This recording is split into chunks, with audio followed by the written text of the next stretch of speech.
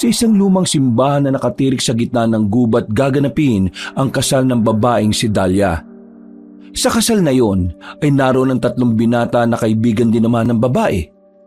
Magkakalahating oras na pero wala pa rin si Dahlia sa harapan ng altar. Nababahala na ang iba pero wala silang magawa kundi ang hintayin ang pagdating ni Dahlia. Tingnan niyo yung groom mga pre. Mukhang hindi papahuli ng buhay. Kahit ako si Dahlia, hindi rin naman ako sisipot sa ganitong kasal. Napilitan lang naman yung kaibigan natin na magpakasal dyan dahil sa tatay niyang baon sa utang eh. Ang birang mukha yan. Pinaglihi yata sa sama ng loob yan eh. Tingnan niyo naman kasi oh. Parang mas madalas pang mag-birthday kaysa maligo eh. Ay nako, ang malas ng kaibigan natin kapag natuloy ang kasal na to. Araw-araw siyang may kasamang masama ang muka. Diyos ko, sana naman hindi na tumuloy si Dahlia. Hindi niya naman mahal yung lalaking yan eh. Bukod na sa mayabang pa yan, hindi naman gwapo. Mas pogi pa nga tayo dyan eh. Uy, manahimik nga kayong dalawa. Nasa simbahan tayo tapos ganyan kayo manlait. Hindi naman siya pangit eh. Hindi lang talaga siya gwapo. Langya ka talaga. Kunwari ka pa eh, nalalait ka rin naman eh. Hindi lang ako masyado nagsasalita. Pero kanina pa ako nagdarasal na sana hindi na nga dumating si Dahlia. Ayokong may kasal siya sa isang lalaking kagaya niyan. Ni hindi nga tayo nakakasiguro kung aalagaan nga niya si Dahlia eh. Baka mamaya katawan lang ang habol niya kay Dahlia. Eh ikaw naman kasi, ang haba ng panahon, hindi ka pa umamin kay Dahlia na gusto mo siya. Tingnan mo tuloy ngayon, kabado ka tuloy. Paano kung bigla siyang dumating, eh di wala na, finish na, ikakasal siya. Tapos ikaw, iyak malala. Eh paano naman kasi, torpe ang kaibigan natin. Yan kasi ang hirap. Kung sino pa ang pogi, siya pa ang walang lakas ng loob. Tingnan mo yung groom, ang pangit-pangit, pero makapal ang mukha. Ba't talaga nagagawa ng pera eh, no? Lumalakas ang loob umarap sa babae. Ay nako, dami niyo pang sinasabi. Tulungan niyo na lang ako magdasal na hindi pumunta rito si Dahlia. Pero napalingon sila sa bungad ng simbahan nang makitang bumukas ang malaking pinto. Nanlalaki ang mga mata ni Daniel nang masilayan ng babaeng si Dahlia. Maganda ang suot nitong wedding gown. Lahat ng tungkol kay Dahlia noong mga sandaling yun ay maganda para kay Daniel. Ang hindi lamang maganda para sa binata sa oras na ito ay ang katotohanang matutuloy na nga ang kasal. Yan, kakadasal mo, baliktad ang nangyari. Naku, yari na. Broken hearted is waving the badis. Walang salitang lumabas sa bibig ni Daniel. Habang marahang naglalakad ang babaeng si Dahlia, palakas ng palakas ang tibok ng kanyang puso. Batid niyang sa oras na makarating na ito sa altar, unti-unti nang magiging malabo ang kanyang pag-asa sa babae. Nagkatinginan sila ni Dahlia nang dumating na nga ito sa kanyang harapan. Nakangiti ang babae, pero ramdam ni Daniel na hindi yun dulot ng kasiyahan. Para itong humingi ng tulong sa kanya. Nilibot ni Daniel ng tingin ang buong simbahan. Nakita niya ang ama nitong si Mang Edwin at malapad ang ngiti nito. Sobrang saya na matandang lalaki dahil sa pamamagitan ng kasal na yun ay mapapawalang bisa na ang utang nito. Naku, nasa harapan na ng altar. Matutuloy na talaga. Ay naku, Jello. Handa mo na mamaya isang kahong alak ha. Babahan ng luha mamaya. Sige, sasamahan ko na rin ng chicharong bulaklak para diretso putok-batok pagkatapos pumutok ng puso. Sige, asarin niyo pa ako. Eh kung tinutulungan niyo na lang ako mag-isip kung paano pipigilan yung kasal na ito. Napakadali lang naman yan eh. Sabihin mo, itigil ang kasal! Napalingon silang lahat nang simulan na ng pari ang seremonya. Habang naririnig ni Daniel na nagsasalita ang pari ay mas lalo siyang kinakabahan. Namamawis ang kanyang palad. Nag-iinit ang kanyang mukha dahil sa kakaibang kaba na nararamdaman. Naninikip din naman ang dibdib niya. Tila hindi niya kayang makita na ikasal ang kanyang matagal nang minamahal na babae. Ngayong nasa harapan na tayo ng Diyos at ng inyong mga kamag-anak, maaari na nating ipakita sa lahat ang simula ng inyong bagong kabanata. Sa hapon na ito, magaganap ang isang kahindik-hindik na kasal. Isang anghel galing sa lupa at isang ewan ko na lang. Nagkaroon ng bulong-bulungan ng mga sandaling yon. Hindi nila maintindihan kung bakit ganun ang pananalita ng pari. Pero kahit na ganun, nanatiling tahimik ang mga tao. Ikaw, babae, tinatanggap mo ba si lalaki sa iyong buhay? Sa sobrang hirap ng buhay at sa walang ginhawa? Sigurado ka na ba sa desisyon mong ito? Meron ka bang sapat na oras para maging honest sa harapan ng altar? Hala, tripping ni Father. Ang ginagawa niya? Bakit ganun si Father? Mas lalong lumakas ang bulungan. Si Mang Edwin na ama ng bride ay parang nakakaramdam na rin ng inis ng mga sandaling yon. Pinipigilan lang ito ng mga katabi nito para hindi lumapit sa altar. Tatanungin kita ulit. Ikaw, babae, tinatanggap mo ba si lalaki sa iyong buhay sa hirap at sa ginhawa? At kung oo, bakit naman? Po? Oo o hindi? Oo, Bago ka sumagot, hayaan niyo munang magbigay ako ng isang makabagbag damdamin na mensahe. Alam niyo ba na ang pag-ibig ay hindi pinipilit? Hindi ito ginagawang pambayad sa utang ng isang ama. Mawalang galang na ho, Father. Pero ang ginagawa nyo labag sa tunay na gawain ng isang pari Pari ba talaga kayo? Ikaw ba ang ama ng bride? Oo, ako nga ho ang ama. Ako naman ang pare. Kaya maupo ka dyan at hayaan mo kung gawin ang trabaho ko. Mas lalong lumakas ang mga bulungan ng mga sandaling yon. Pati ang groom, parang gusto nang sapukin ng pari na nagsasalita. Uling tanong, Iha. Diyos ko po. Tinatanggap mo ba itong lalaking ito na makasama mo habang buhay sa hirap na walang ginhawa? Puro sakit at puro konsumisyon lang ang dalayata nitong lalaki na to. Tinatanggap mo pa rin ba? Umingay na naman sa simbahan, habang ang babaeng si Dahlia naman ay hindi pa rin makapagsalita. Napatingin ito sandali kay Daniel. Hindi na makangiti ang babae, habang si Daniel naman ay pinipilit na lamang ngumiti, pero ang totoo, parang dinudurog ang puso nito. Pre, tumutol ka na kaya? Oo nga, pre. Uy! Tila hindi na naririnig ni Daniel ang sinasabi ng kanyang mga kaibigan. Tanging naririnig na lamang niya ay ang pagtibok ng kanyang puso. Hindi makapagsalita ang ating bride. Alam niyo ba ang sinasabi sa kasabihan na silence means no? Ibig sabihin, hindi niya tinatanggap na, "Hey! Sinaulo ka bang pari ka?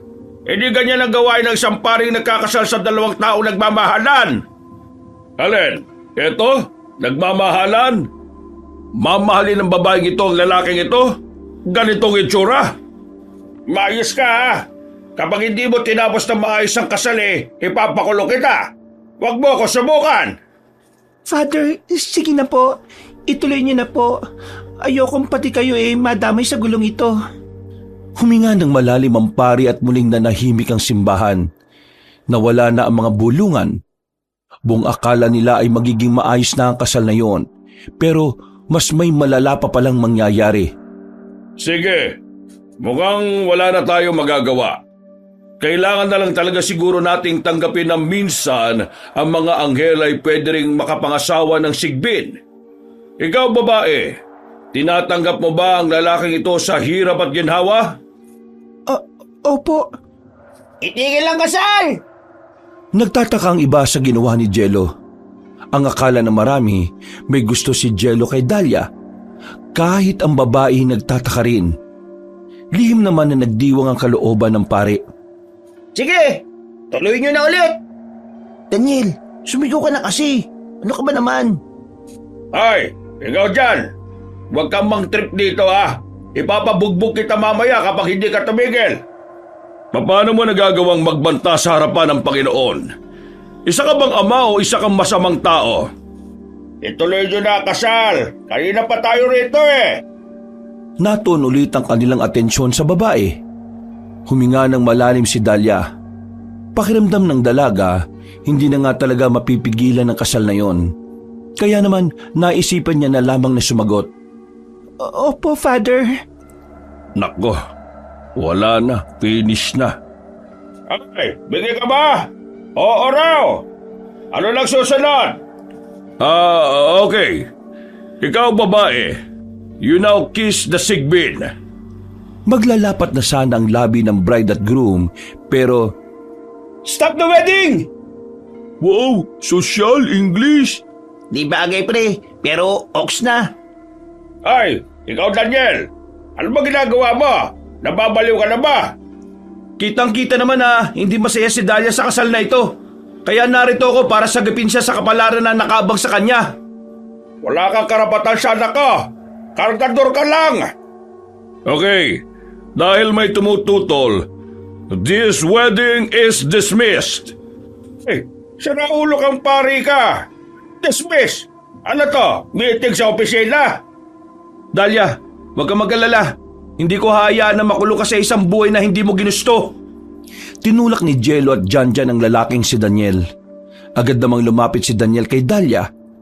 Akmang haharangan pa ang groom pero hinila ito ng paring si Abalos. Huwag ka nang makulit. Yan ang bet kong couple eh. Dahlia, tara na. Iwan na natin ang magulong mundong ito. Hinila na niya ang babae. Walang nakapigil sa kanila palabas ng simbahan. Sakto namang may napada na tricycle sa harapan kaya agad naman silang nakaalis. Naku, wala pala akong pamasahe. Ako nang bahala. Manong, sa Baryo 1 po tayo. Pinahururot ng tricycle driver ang sinasakyan nila kaya hindi na nakahabol pa ang mga nasa simbahan.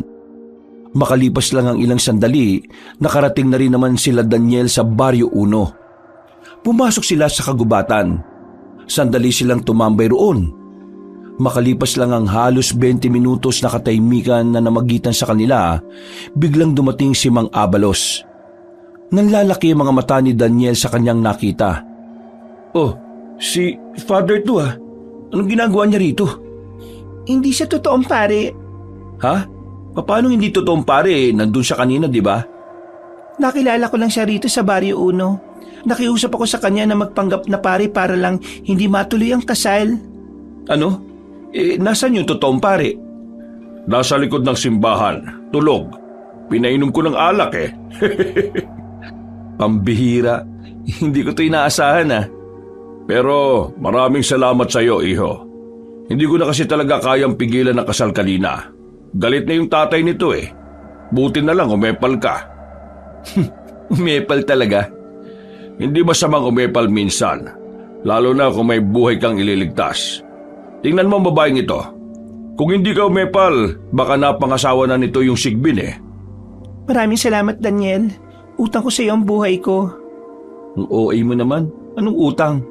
Hindi naman ganun kalaki ginawa ko. Niligtas mo ako sa kapalaran na ayaw ko.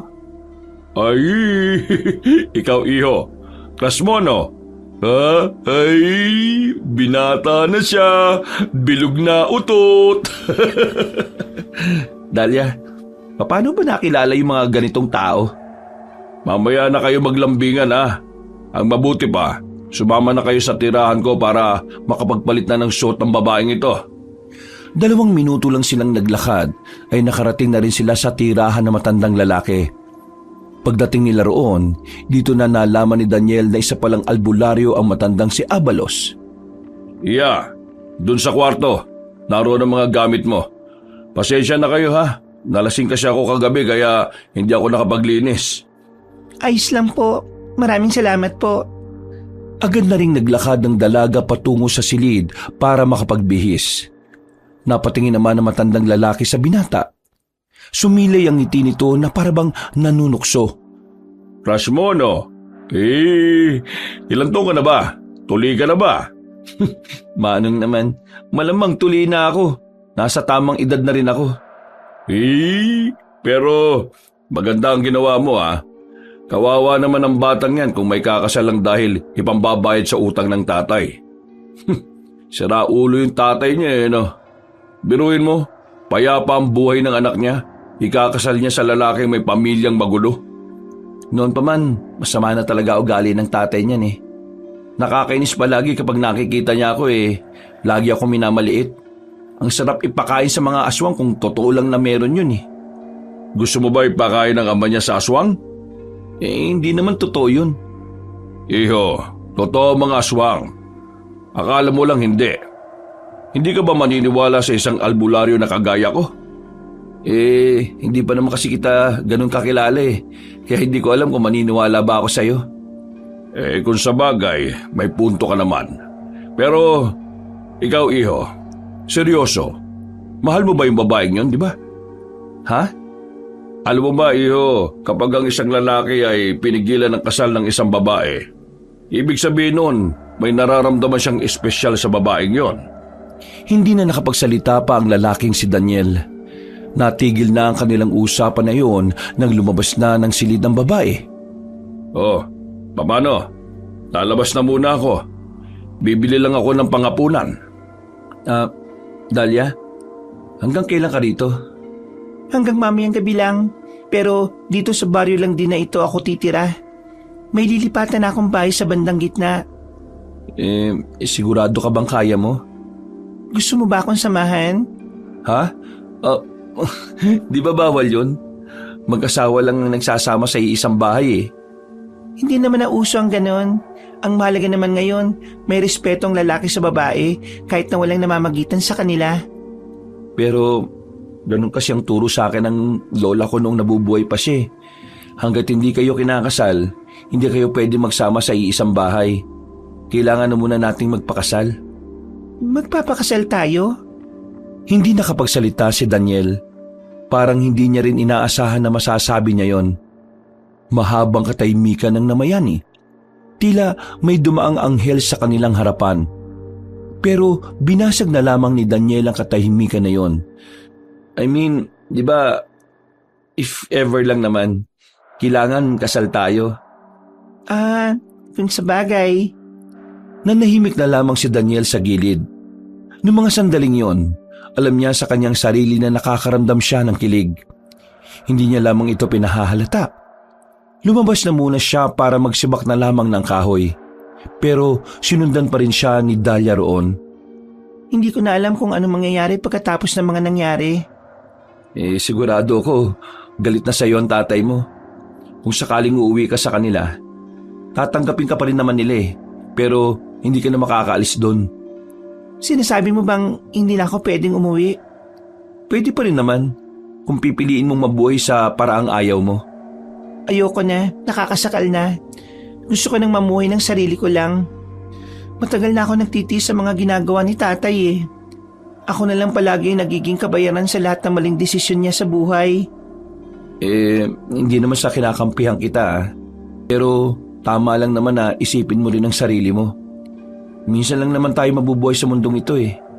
At huwag nating hayaan na pagharian ng iba ang buhay natin. Tayo ang hari at reyna ng sarili nating buhay. Kaya dapat gawin natin ang lahat para mapabuti tayo. Tama ka, Daniel. Kahit na kailan, marunong ka talaga pagdating sa buhay. Isa yan sa mga hinahangaan ko sa iyo eh. Lumaki kasi akong walang mga magulang eh. Si Lola lang ang kasama ko.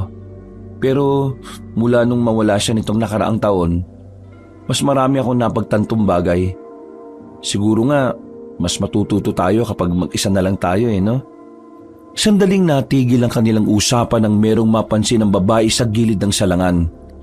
Meron kasing bungo doon ng tao. Biglang nakaramdam ng kilabot ang babae. Natatakot ka ba sa bungo na yan? Huwag kang mag-alala. Lahat ng albularyo may ganyan. Sabi kasi ni Lola dati, ang mga bungo na ginagamit nila mangontra din sa mga masasamang espiritu. Kaya tsako, hindi naman kinuha ni Mang Abalos yan para lang gawing disenyo.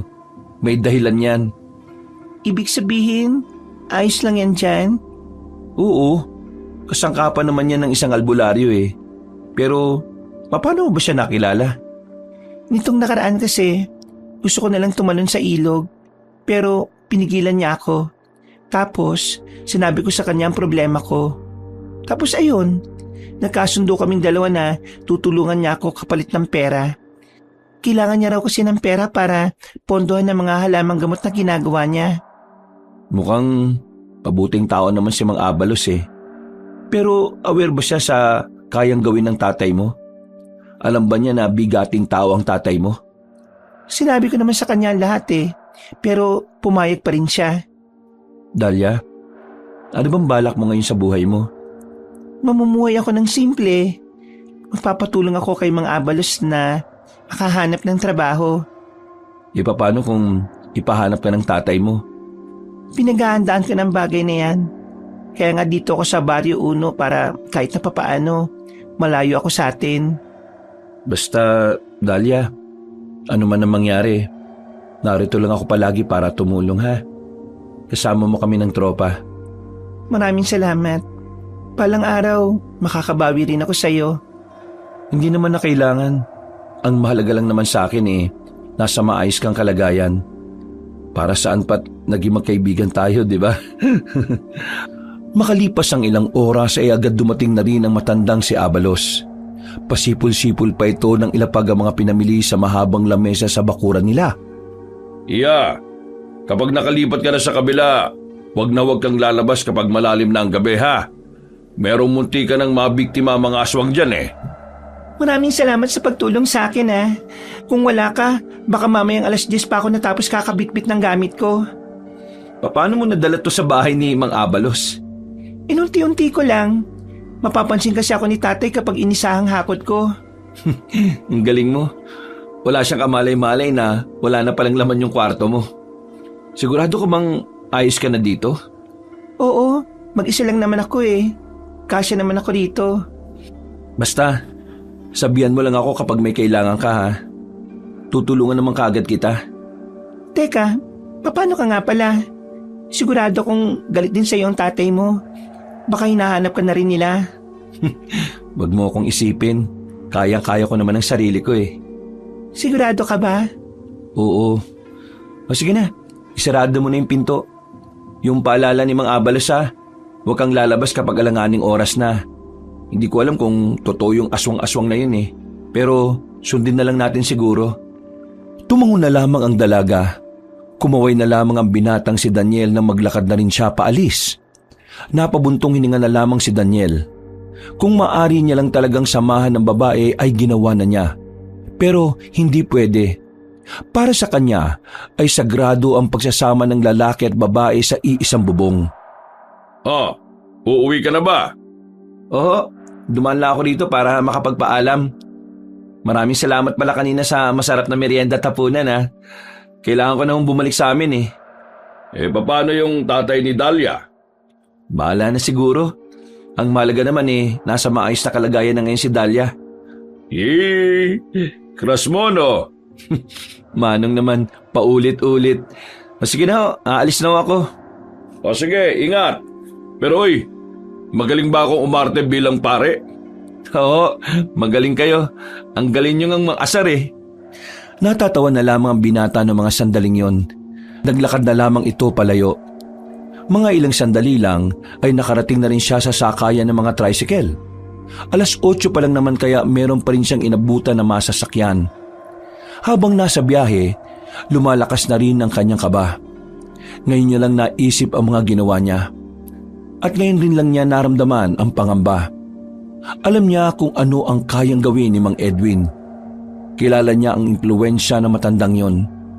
Hindi nagtagal, narating na rin niya ang kanilang baryo. Tahimik na ang paligid. Pasado 9:00 na rin kasi. Sinuyod niya ng tingin ang dinadaanan niya. Nakahinga siya ng maluwag nang wala naman siyang nakitang tao na may ugnayan kay Mang Edwin. Makapunta na nga rin sa bahay. Bago pa siya makarating sa bahay niya, natanaw niya ang mga taong nasa harapan ng kanilang bahay. Nakita niya roon si Mang Edwin. Galit na pinagsisisipa ang bakod. Noong mga sandaling yon, nawala na siya ng dahilan para bumalik pa sa bahay niya. Nako, malas. Malas talaga. Ay gagi, nagulat naman ako sa'yo. Buti naman nasa maayos ka lang nalagay. Kala namin nakuha ka na ng mga yun Okay lang ako. Tulungan niyo nga ako. Kailangan ko na makapasok sa bahay. Nandun yung mga damit at pera ko. Nakikita mo naman, di ba? Nasa harapan sila. Wala kaninang hapon pa yan. Nakabantay na sila dyan. Kaya malabong makapasok ka pa. Ay, nakakainis. Anong gagawin ko ngayon? Nasaan si Dahlia? Nasa Barrio Uno siya. Doon ko na lang din muna. Wala nga akong pera. Saan ako titira? Pahiramin ka na lang muna namin ng pera ngayon. Bukas naman pag wala na sila dyan, Papasukin namin ang bahay mo. Kukunin namin lahat ng kailangan mo. Pasensya na kayo ha. Naabala ko pa kayo sa problemang to. Ayos lang naman. Di ba nga, kami ang pumilit sa'yo na pigilan yung kasal? Uy, huwag nga maingay. Baka mamaya marinig pa tayo rito eh. Umalis na kasi tayo. Hatid ka na namin, pre. Sige, maraming salamat sa inyo ha. Palis na sana sila nang biglang nakasalubong nila ang isa sa mga tauhan ni Mang Edwin. Namukhaan sila ng lalaking yun. Tatakpan sana nila ang bibig nito pero huli na ang lahat. Nakasigaw na ito at napukaw na ang atensyon nila Mang Edwin. Tinulak na lamang ni Janjan ang lalaking yon at saka sinimulan na rin nilang tumakbo. Sino bang may balat sa pet? Malas! Baka si Daniel. Buni meron, pero balat wala no? Mabilis sa mga tauhan ni Mang Edwin. Hinabol sila ng mga yon hanggang sa makarating na sila sa dulong bahagi ng kanilang baryo. Wala na silang choice kundi ang pumasok na sa loob ng kagubatan. Mas maraming puno kasi roon at madilim. Pabor para sa kanila para kahit na papaano ay makapagtago. Nasundan pa ba tayo? Oo, Gagi. Ayun sila oh. Huwag kayo maingay. Nakita nilang paparating na ang mga tao. May mga daladalang mga flashlight ang mga yon, kaya nababahala silang baka makita sila. Kaya naman, habang papalapit ang mga yon, pasimple na rin silang naglakad para makalayo. Pero sadyang hindi sila nilulubayan ng kamalasan ng mga oras na yon. Biglang naitutok sa kanila ang ilaw. Ayun ang mga siraulo. Ulihin ang mga yon, lalong-lalo na si Daniel. Kumaripas na naman ng takbo ang tatlong binata. Naghihilahan pa ng damit ang mga ito. Wala na silang pakialam kung may mangilan-ngilan mang tumutusok sa paa nila. Ang tanging mahalaga lamang para sa makakaibigan ay matakasan ang mga humahabol sa kanila. Meron silang natanaw na ilog. Yun lamang ang natitirang daan para matakasan nila sila Mang Edwin. Malakas ang agos ng tubig. Buti na lang ay merong kawayan doon. Ginamit nila ang kawayan para makatawid. Maya-maya lang ay nakatawid na rin sila sa kabila. Tanggalin natin ang kawayan para hindi sila makatawid. Tulong-tulong nilang tatlong inalis ang kawayan. Nang makarating na sila Mang Edwin sa ilog, gigil na gigil ang mga yon nang makitang wala na silang matatawiran. Walang iyakan lalaki ka! Sabot din ang anak ko! Kakaswa kita ng kidnapping! Anong kidnapping pinagsasabi mo? Sumama sa akin ang anak mo, no? At tama lang naman na pinigilan ko yung kasal kasi magiging kalbaryo lang naman ang buhay ni Dahlia. Wala ka na pakialam kung ano ang mangyayari sa buhay niya. Hindi ka naman niya kaano-ano ah. Kargador ka lang naman. Kahit umiyak ka pa ng dugo, hindi na babalik sa'yo anak mo. Hindi mo siya magagamit para ipambayad sa mga utang mo. Walang iya ka talaga, siraulo ka. Kapag nahuli kita, ipaparanas ko sa'yo ang impyerno. Hindi na sinagot pa ni Daniel ang sinabing yon ng matandang lalaki. Nagmamadali na lang siyang makaalis.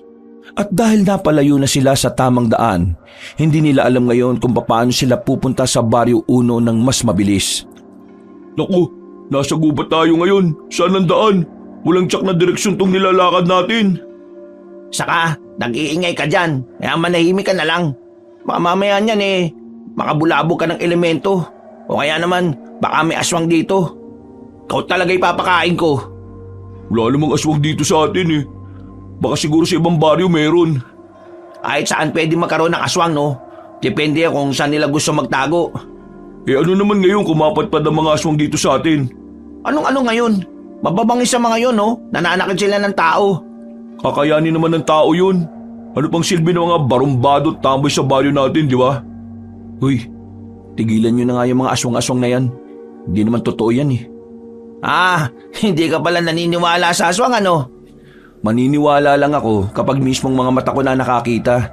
Pero kung sabi-sabi lang, sa akin yan. Sana nga may makita tayong aswang habang naglalakad tayo dito sa gubat eh.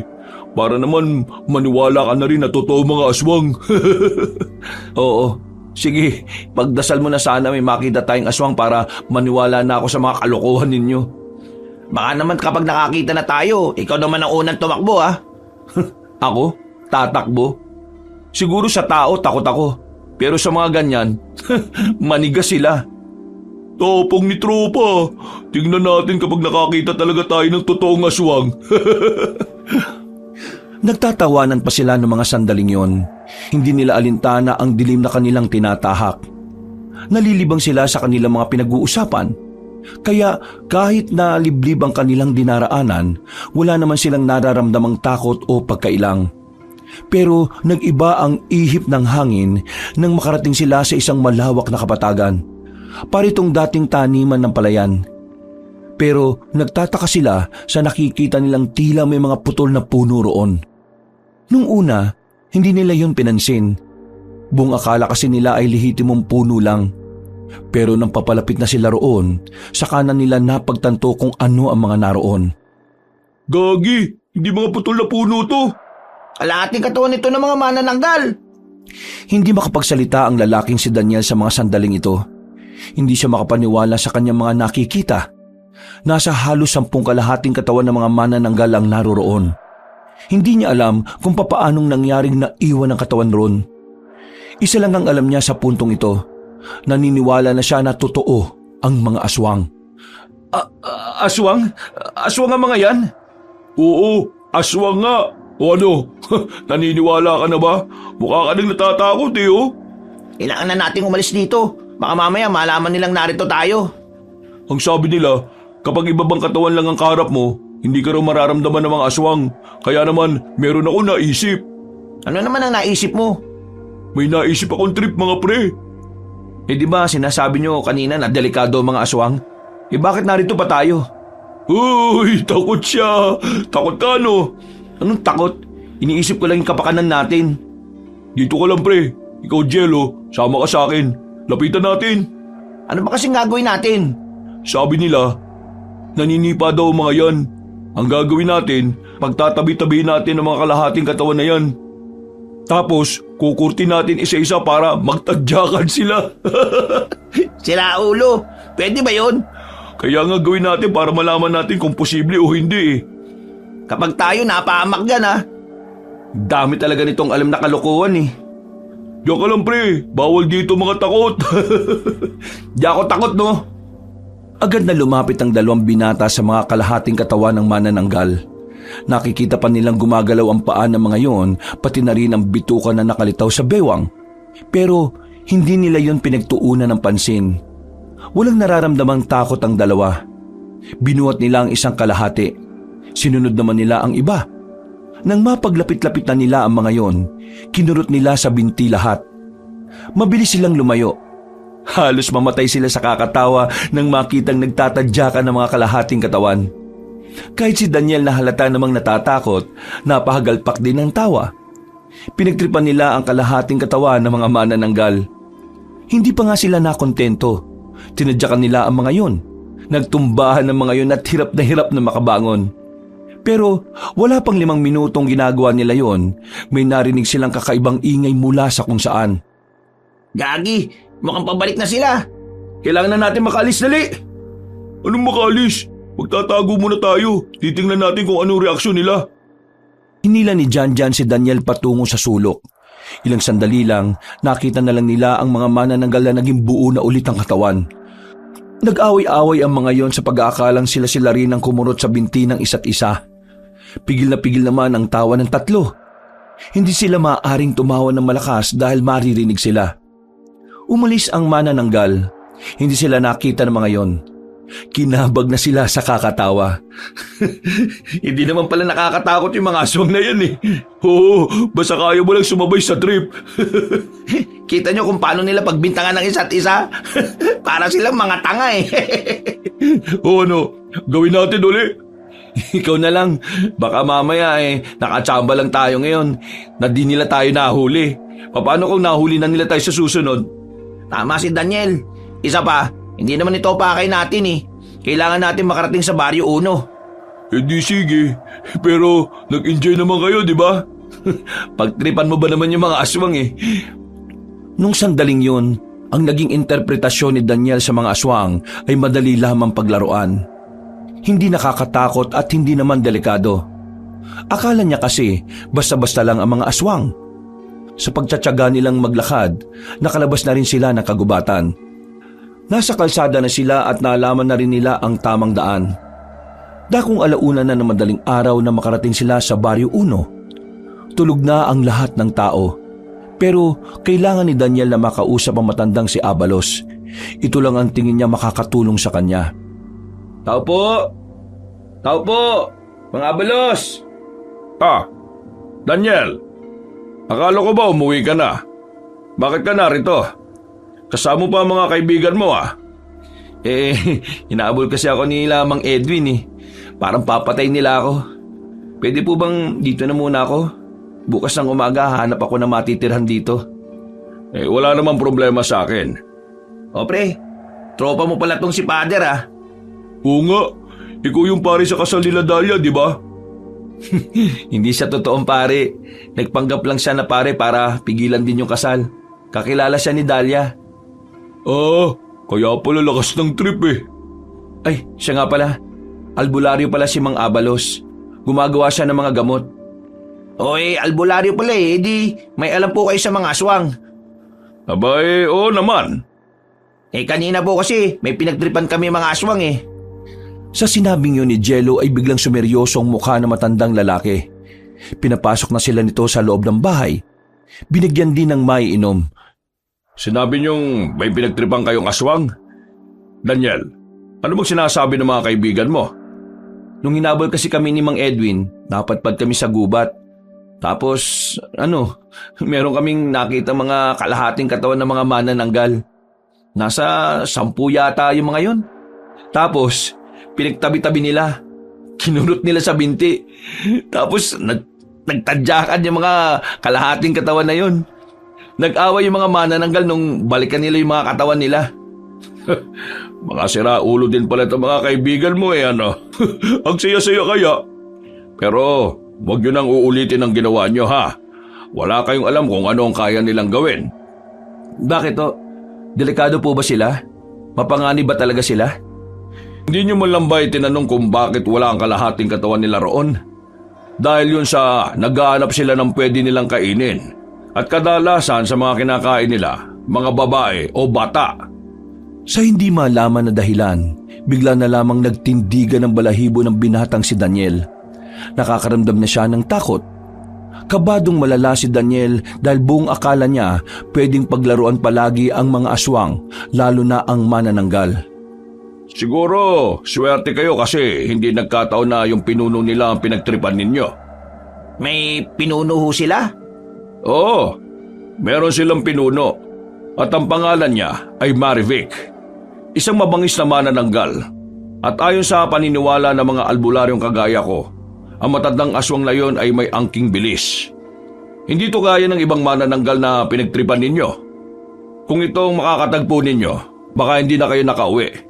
Baka naging isang alaala na lang kayo. Isang kwento. Ito kasi si Janjan makulit Gusto mo rin naman Mababangis sila. At kung hindi nyo na itatanong, nalalapit na ang araw na kung saan dadalawin nila ang mga baryo. Mangunguha sila ng mga tao at hindi natin alam kung kailan. Mang Abalos, baka naman tinatakot mo lang kami kaya mo sinasabi yan Hindi ko kayo tinatakot. Sinasabi ko lang sa inyo kung ano yung hindi nyo pa nalalaman. Magmula ngayon, wala nang matitrip ng aswang Itong dalawang kaibigan mo Daniel, dito na muna sila matulog. Baka mamaya madagit pa ng mga aswang to mga ito. Matapos ang pag-uusap na yon, ay naglatag na rin sila ng kanilang banig. Ang matandang si Abalos naman ay hindi na bumalik sa tulog. Nagsalang na lamang ng kung ano-anong halaman ng albularyo. Natatakot na ba kayo sa aswang? Kung buhay natin ang mapapahamak, malamang nakakatakot. Sira ulo ka kasi. Sus, tawa rin naman kayo ng tawa Nakakatawa nga. Pero yung panganib naman na pwede nating maranasan, hindi nakakatawa. Basta ako, naniniwala na ako may aswang. Hindi ko na muna iisipin yan. Si Dahlia na munang iisipin ko. Ay, oo nga. Kumusta pala? Nagtapat ka na ba sa kanya? Hindi pa Diyos ko, ang torpe talaga. Pinigilan mo na nga yung kasal tapos hindi ka pa nagtapat. Anong klase ka? Ayoko naman na samantalin yung pagkakataon na magulo pa ang isip niya. ginagalang ko pa yung pinagdaraanan niya ngayon. May punto naman si tropa. Pero pre, kapag okay na ang lahat magsabi ka na hanggat maaga. Sayang ang panahon. Malay mo, sa iba naman makagusto si Dahlia. Maganda pa naman si Dahlia. Sexy pa tapos mabait. Matalino. Saan ka pa? Kukuha lang ako ng tamang pagkakataon. Lalakasan ko rin ang loob ko. Napangiti na lamang ang lalaking si Daniel. Mga ilang sandali lang, hindi na niya namalayan na nakatulog na pala siya. Kinabukasan, nagising na lamang sila dahil sa masarap na amoy ng puto. Bumangon sila at pagdating nila sa bakuran, katatapos lang palang magluto ni Mang Abalos. Napangiti rin si Daniel nang makita niyang naroon din si Dahlia. Gising na pala mga boarders ko. Kain na kayo rito. Puto na may tableya. Dahlia, kanina ka pa rito? Hindi naman, medyo kararating ko lang. Kumusta ka naman? Ayos naman ako. Nahirapan lang ako matulog. Siguro kasi naninibago pa ako. Sa susunod na araw, mahimbing na yung tulog mo niyan. Sana nga. Kailangan ba muna naming umalis para makapag-usap kayo na maayos? Oo nga, para naman masolo niyo ang isa't isa. Ay! Uy, para kayong mga siraulo. Hindi na lamang pinansin ni Daniel ang mga sinasabi sa kanila ng dalawang kaibigan. Itinuon na lamang niya ang atensyon sa kanyang kinakain. Maya-maya lang din, umuwi na rin si Janjan at Jello. Naiwan si Daniel doon kasama si Dahlia at Mang Abalos. Noong hapon na yon, kailangan niya makahanap ng matitirhang bahay. Kaya naman, naglakad-lakad sila sa baryo. Merong isang bakanting bahay malapit lang din sa tinutuluyan ko. Ang kaso nga lang, wala pang gamit sa loob. Wala ring papag. Sasay ka muna matutulog. Ayos na siguro yon. Sigurado ka ba? Marami pa naman tayong makikita dyan na kung saan makakatulog ka naman na maayos. Ayos na po yun. Para naman malapit lang din ako kay Dahlia. Kung sa bagay, nauunawaan naman kita. Kahit naman ako gusto ko rin namang mapalapit sa mahal ko. Ano po? Ang sabi ko, puntahan na natin yung sinasabi mo. Maliit na bahay lang ang kanilang dinatnan. Kagaya ng sinabi ng dalaga, walang kagamit-gamit sa loob. Pero hindi naman yun naging problema para sa binata. Mamaya, darating naman yung may-ari ng bahay na yan. Kausapin mo na lang siya. O paano? Maiwan ko na muna kayo Naglakad na pali sa matandang lalaki. Dalawa na lamang sila sa harapan ng bahay na yon. Nang magtama ang kanilang tingin, nakaramdam ng hiya ang binata kaya tinuon niya na lamang ang tingin sa ibang direksyon. Nakita niyang may matandang babae na dumating. Puti na rin ang buhok nito. Medyo kulubot na rin ang balat pero malakas-lakas pa rin naman. Ano bang may paglilingkod ko sa dalawang magkasintahan na ito? Hindi po kami magkasintahan. Kaibigan ko lang po siya. Opo, tama po siya. Magkaibigan lang po kaming dalawa. Ano po kasi, pinapaupahan niyo po ba yung bahay na ito? Nagaanap kasi ako ng pansamantala matutuluyan. Oo naman, pinapaupahan ko yan. Kailan ka ba lilipat? Kung pwede lang sana ngayong araw na. Wala kasi ako matutulugan Wala naman din problema. Kapag nabigay mo na ang bayad pwede ka nang lumipat kaagad. Malapad nang umiti ang matandang babae sa kanya. Sa hindi malamang dahilan ay parang nakaramdam ng kakaiba si Daniel sa ngiting yon. Para bang mahiwaga ito. Pero binaliwala niya yon. Inisip niya na baka ganun lang talaga ang matanda. Binigay na niya ang pera pagkatapos nila mag-usap. Umalis na rin naman ang matanda. Pumasok na rin siya sa loob para tingnan ang kanyang hihigaan. Maayos naman at malinis. Mamaya dumaan ka sa akin Pahiramin na muna kita ng banig. Nako, maraming salamat Mabilis na lumipas sa mga sandali. Agad na sumapit ang kinagabihan. Naninibago ang binatang si Daniel sa kanyang bagong tirahan. Hindi kasi siya sanay na sa lapag natutulog. At mas lalong hindi siya sanay na walang gaanong gamit sa bahay na yon. Dakong 10:00 ng gabi ay nakapaglatag na siya ng banig. Balak niyang maagang matulog para sana makahanap ng bagong trabaho kinabukasan. Sa mga unang araw ni Daniel doon, masasabi niyang nahihirapan pa siya. Pero sa mga sumunod na araw, unti-unti na rin siyang nasasanay sa bagong sistema ng kanyang buhay. Ang mahalaga naman kasi sa kanya ay malapit lang siya sa babaeng si Dahlia. Kumusta naman kayo sa atin? Hindi ba kayo ginugulo ni Mang Edwin? Hindi naman. Mukha kang hindi naman niya kami nakilala nung hinahabol nila tayo eh. Malabo kasi mata na matandang yun. Pero ikaw, kumusta ka naman pala rito? Eto, ayos naman. Nakakapag-adjust na. May extra na muna ako rito sa pangingisda. Yun yung pinakakakitaan ko ngayon dito. Kailangan mo ba ng pera? Ay, hindi na. Nakakahiya na, no? Marami na kayo naitulong sa akin. Pero kung bibigyan niyo ako, tatanggapin ko din naman. Baka magtampo kayo eh. Bawal daw magtampo sa grasya. Sus, kunwari ka pa no? Pwede ba dito kami matulog mamaya? Para naman may kasama ka? Oo naman, no? Wala namang problema. Bumili ng alak ang dalawang kaibigan niya. Kaya pagsapit ng kinagabihan, naglaklakan sila. Naunang nalasing si Janjan, habang si Jello naman ay pagewang-gewang na rin ang lakad. Si Daniel naman, hindi naman sobrang lasing. Kakaunti lang din naman kasi ang ininom nito dahil hindi naman ito lasinggero. Napapailing na lamang ang binatang si Daniel. Nakaandusay na sa sahig si Janjan at Jello. Hinila na lamang niya mga yon para makahiga na maayos. Bakit ba kasi nagpakalasing ang mga yan? Sinasaktan ba sila ni tatay sa baryo natin? Sabi nila sa akin, hindi naman daw sila inaano ni Mang Edwin. Tiningnan ko rin yung katawan nila at mukha. Wala naman silang pasa eh. Baka namiss lang talaga nila ako kaya sila napainom ng ganyang karami. Sige. Pasok na ako sa bahay ko O sige, sabay na tayo. Punta rin kasi ako sa bahay ni Mang Abalos eh. Hinatid ni Daniel ang dalaga sa mismong tapat ng bahay nito. Nagpalitan sila ng ngiti bago naglakad palayo si Daniel. Walang paglagyan ng saya ni Daniel sa mga oras na ito. Pakiramdam niya ay siya na ang pinakaswerteng tao sa buong mundo. Hindi mawala-wala ang malapad niyang ngiti habang naglalakad na siya sa daan. Pinuntahan niya ang matandang si Abalos, pero nang dumating siya roon, nakita niyang papalis na ang matandang lalaki. Agad niya itong nilapitan. Mang Abalos, saan kayo pupunta ngayon? Bakit parang sasabak yata kayo sa laban? Wala naman. Mangangaso lang ako para makatipid sa pera. Bakit? May sasabihin ka ba sa akin? Sabihin mo na habang maaga pa. Manghiram lang sana ako ng langis panghilot. Masakit kasi yung paa ko eh. Nakikita mo ba yung aparador na yun sa gilid ng lutuan? Kunin mo dyan. Kulay berde ang takip.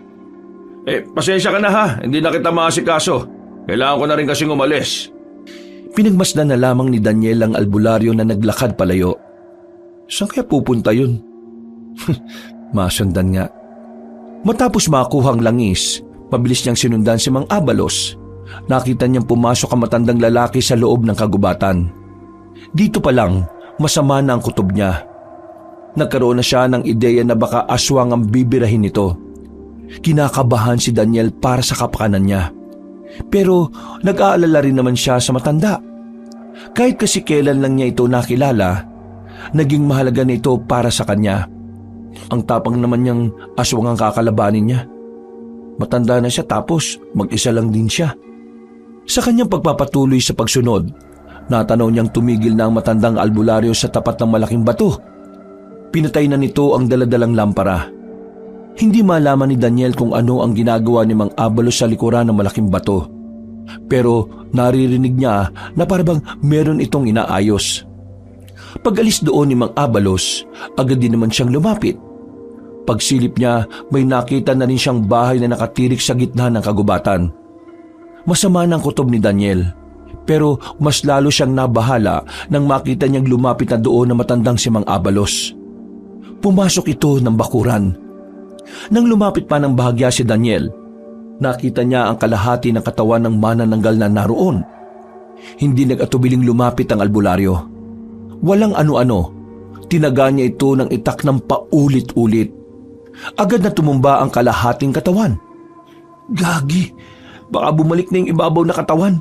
Mapapahamak si Mang Abalos. Mga ilang sandali lang, lumitaw na ang kalahating katawan ng manananggal. Lumipad yon patungo kay Mang Abalos. Parang aatakin sa puso si Daniel sa kanyang nasasaksihan sa mga sandaling yon. Pero nawala ang kanyang pag-aalala nang makita kaagad na napaslang ni Mang Abalos ang manananggal. Sa sobrang tuwa ni Daniel, nakalimutan na niyang kailangan niya palang magtago. Agad siyang lumapit kay Mang Abalos. Napakagaling nyo naman, Mang Abalos. Paano nyo natalo yung manananggal na yan nang kayo lang mag-isa? Aba, siraulo ka! Bakit ka sumunod dito? Hindi mo ba alam na delikado ang buhay mo rito? Alam ko naman po pero nag-alala kasi ako sa inyo eh. Hoy, makinig ka. Nasa misyon ako. Kailangan ko magawa ang misyon ko ngayon. Misyon? Ayan, deads na eh oh. Tapos na di ba? Nagsisimula pa lang ako. 7 manananggal ang kailangan kong patayin ngayon. Ano? 7? Seryoso ba kayo? Kaya nga dapat hindi ka na sumunod eh. Eh di, uuwi na pala ako. Hindi na. Dito ka na lang. Delikado kung uuwi ka mag-isa. Lalo na ngayon, oras na ng ronda nila. Total, nandito ko na rin naman na. Sumama ka na sa akin. Ho? Sasama ako? Anong gagawin ko ron? O ito, hawakan mo itong isang itak. Huwag kang gagawa ng sarili mong desisyon kung ayaw mong mapaaga ha. Naku, pambira naman talaga oh. Gusto ko lang naman manood eh. Mapapalaban pa tuloy. Para naman makaranas ka ng totoong laban ng buhay. Hindi yung puro love life ka lang. Pagkatapos ba nito, magiging matapang na ako? Oo, magiging matapang ka na kung mabubuhay ka pa. Parang timang naman to. Sa halip na palakasin niyo loob ko, pinapahinaan niyo pa lalo eh. O sige na, sama mo na ako. Pasukin natin ang bahay. Baka may makuha pa tayo dito na pwedeng pagbasihan kung nasaan ang iba pang mga aswang. Pinasok nila ang bahay ng manananggal. Sa bungad pa lang, sumakit na ang ulo nilang dalawa dahil sa amoy ng kanilang nalalanghap. Napatakip agad ng ilong ang binata. Pero si Mang Abalos ay tiniis na lamang yon. Nakita nila sa bahay na yon ang malalaking garapon kung saan nakalagay ang mga laman loob ng mga tao na naipon ng manananggal. May nakita rin silang mahabang notebook na kung saan nakalagay doon ang mga baryo na kinalalagyan ng mga aswang. Oh, Mang Abalos, sa Baryo 1, meron palang 2 manananggal dun oh. Paano hindi nyo nalaman na meron? Ang mga manananggal kasi ay hindi gaya ng ibang aswang na kayang maramdaman ng pangkaraniwang tao lang. Ang mga aswang na manananggal, para silang tao talaga. Kapag nakanyong tao sila, wala kang makikitang bakas ng pagiging aswang. Veterano pala sila sa pagiging plastic. Ano? Pagiging plastic? Ang ibig ko sabihin, pagpapanggap, pagkukunwari, ganun. Oo. Magagaling silang manlinlang ng tao. Kaya malaking tulong ang mga nakasulat dito. Makakatulong ito para malaman ko kung ano-anong baryo pa ang kailangan kong puntahan. Pero dito sa area na to, may 6 ka palang papaslangin na manananggal, di ba? Oo. Kaya nga ihanda mo yung sarili mo. Pambihira. Baka mamaya hindi ko na maligawan si Dahlia nito ah. Yun ang gawin mo motivation. Kailangan mo makaligtas para makabalik ka ng buhay. Kasalanan mo yan eh. Sumunod-sunod ka pa kasi sa akin eh. Napapakamot na lamang siya sa ulo. Paglabas nila, sinilaba ni Mang Abalos ang bangkay ng manananggal. Sinunod din nila ang bahay nito. Matapos yun, hindi na nagsayang ng sandali ang dalawa. Naglakad na rin sila para hanapin pa ang ilang manananggal na nakakalat sa lugar na yon. Ibig sabihin, Mang Abalos, trabaho mo na talagang pumatay ng aswang? Oo. Binata pa lang ako, ginagawa ko na rin naman to eh. Ano naman yung sinasabi niyong misyon? May mga kasama ka pa bang iba? Oo, marami kami. Pero magkakahiwalay kami. Nag-iiba-iba kami ng landas para mas madali naming mahanap ang mga aswang. Natatawa na lang ako eh. Noong unang problema ko lang sila Mang Edwin. Ngayon, aswang na rin. Dahil nabanggit mo na rin yung future biyenan mo, sasabihin ko na rin ito sa'yo. Dapat, bantayan mo palagi si Dahlia. Sa ginawa ng tatay niya sa mga manananggal, siguradong pag-iinitan din si Dahlia. Ano ho? Bakit? Ano bang ginawa ni Mang Edwin? Noong nakaraang gabi, meron akong pinuntahan na bahay. 3 bahay yon na magkakadikit. May malawak silang lupain. Pero ang nakatira doon, mga manananggal. Totodasin ko sana mga manananggal pero dumating si Edwin kasama yung mga tropa niya. Nung una maayos ba ang usapan eh. Tapos nagulat na lang ako. Pinagbababaril ng mga kasama ni Edwin yung mga nasa loob.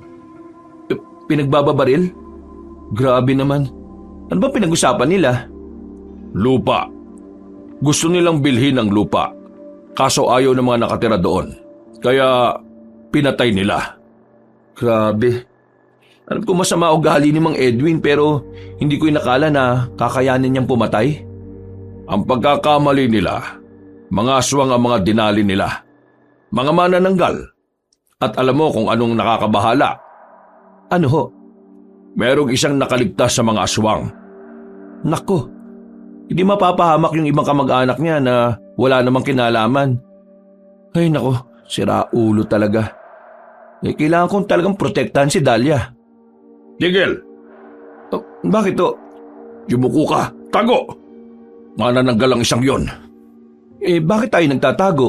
Pwede naman nating dalihin agad, di ba? Inaalam ko pa kung nag-iisa lang ba siya sa area na ito. Mahirapan kasi tayo kung marami. Palihim nilang sinundan kung saan nagtungo ang manananggal. Ilang sandali lang ay nakarating na rin sila sa batis.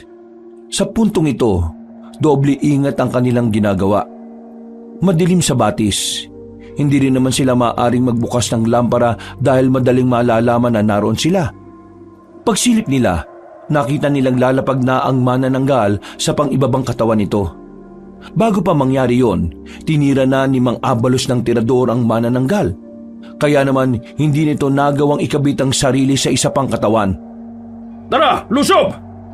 Madali silang lumabas sa kanilang pinagtataguan. Dahil sa pagkabigla ng manananggal ay sumabit pa ito sa sanga-sanga ng puno. Pero kalaunan ay nakalipad din paalis. Daniel, ikaw dyan sa pangibaba. Ako na sa pangitaas. Teka, sandali! Nagmamadaling makalis sa matandang lalaki. Naiwan si Daniel na hindi alam ang gagawin sa kalahating katawan ng manananggal. Hinawakan niya ng mahigpit ang itak. Akmang tatagain na niya yon, pero laking gulat niya nang bigla siya nitong sipain. Tumumba siya.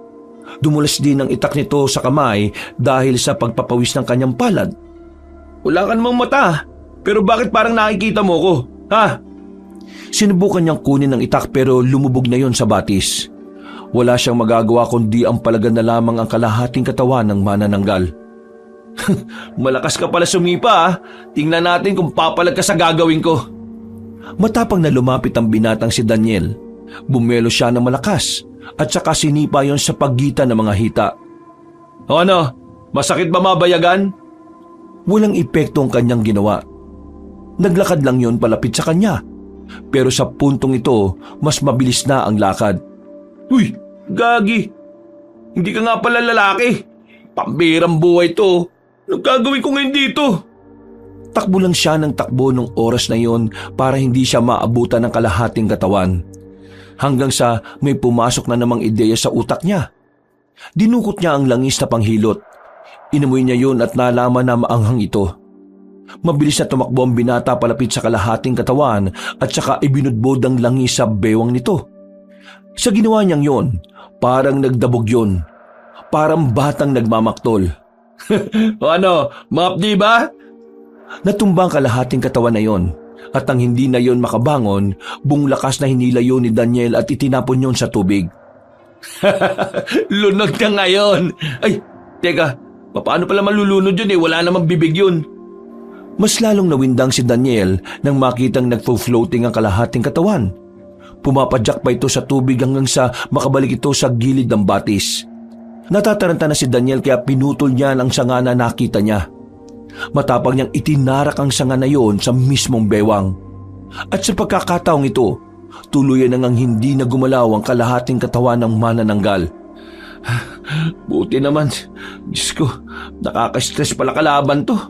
Paano pa kaya yung upper body? Tumayo na ang binata at nagmamadali ng sumunod kay Mang Abalos. Naabutan niya naman na matanda. Ang kaso nga lang, hindi pa rin ito napapaslang ang manananggal. Nahihirapan si Mang Abalos dahil lipad yun ng lipad. Mabuti naman at nakasunod ka na.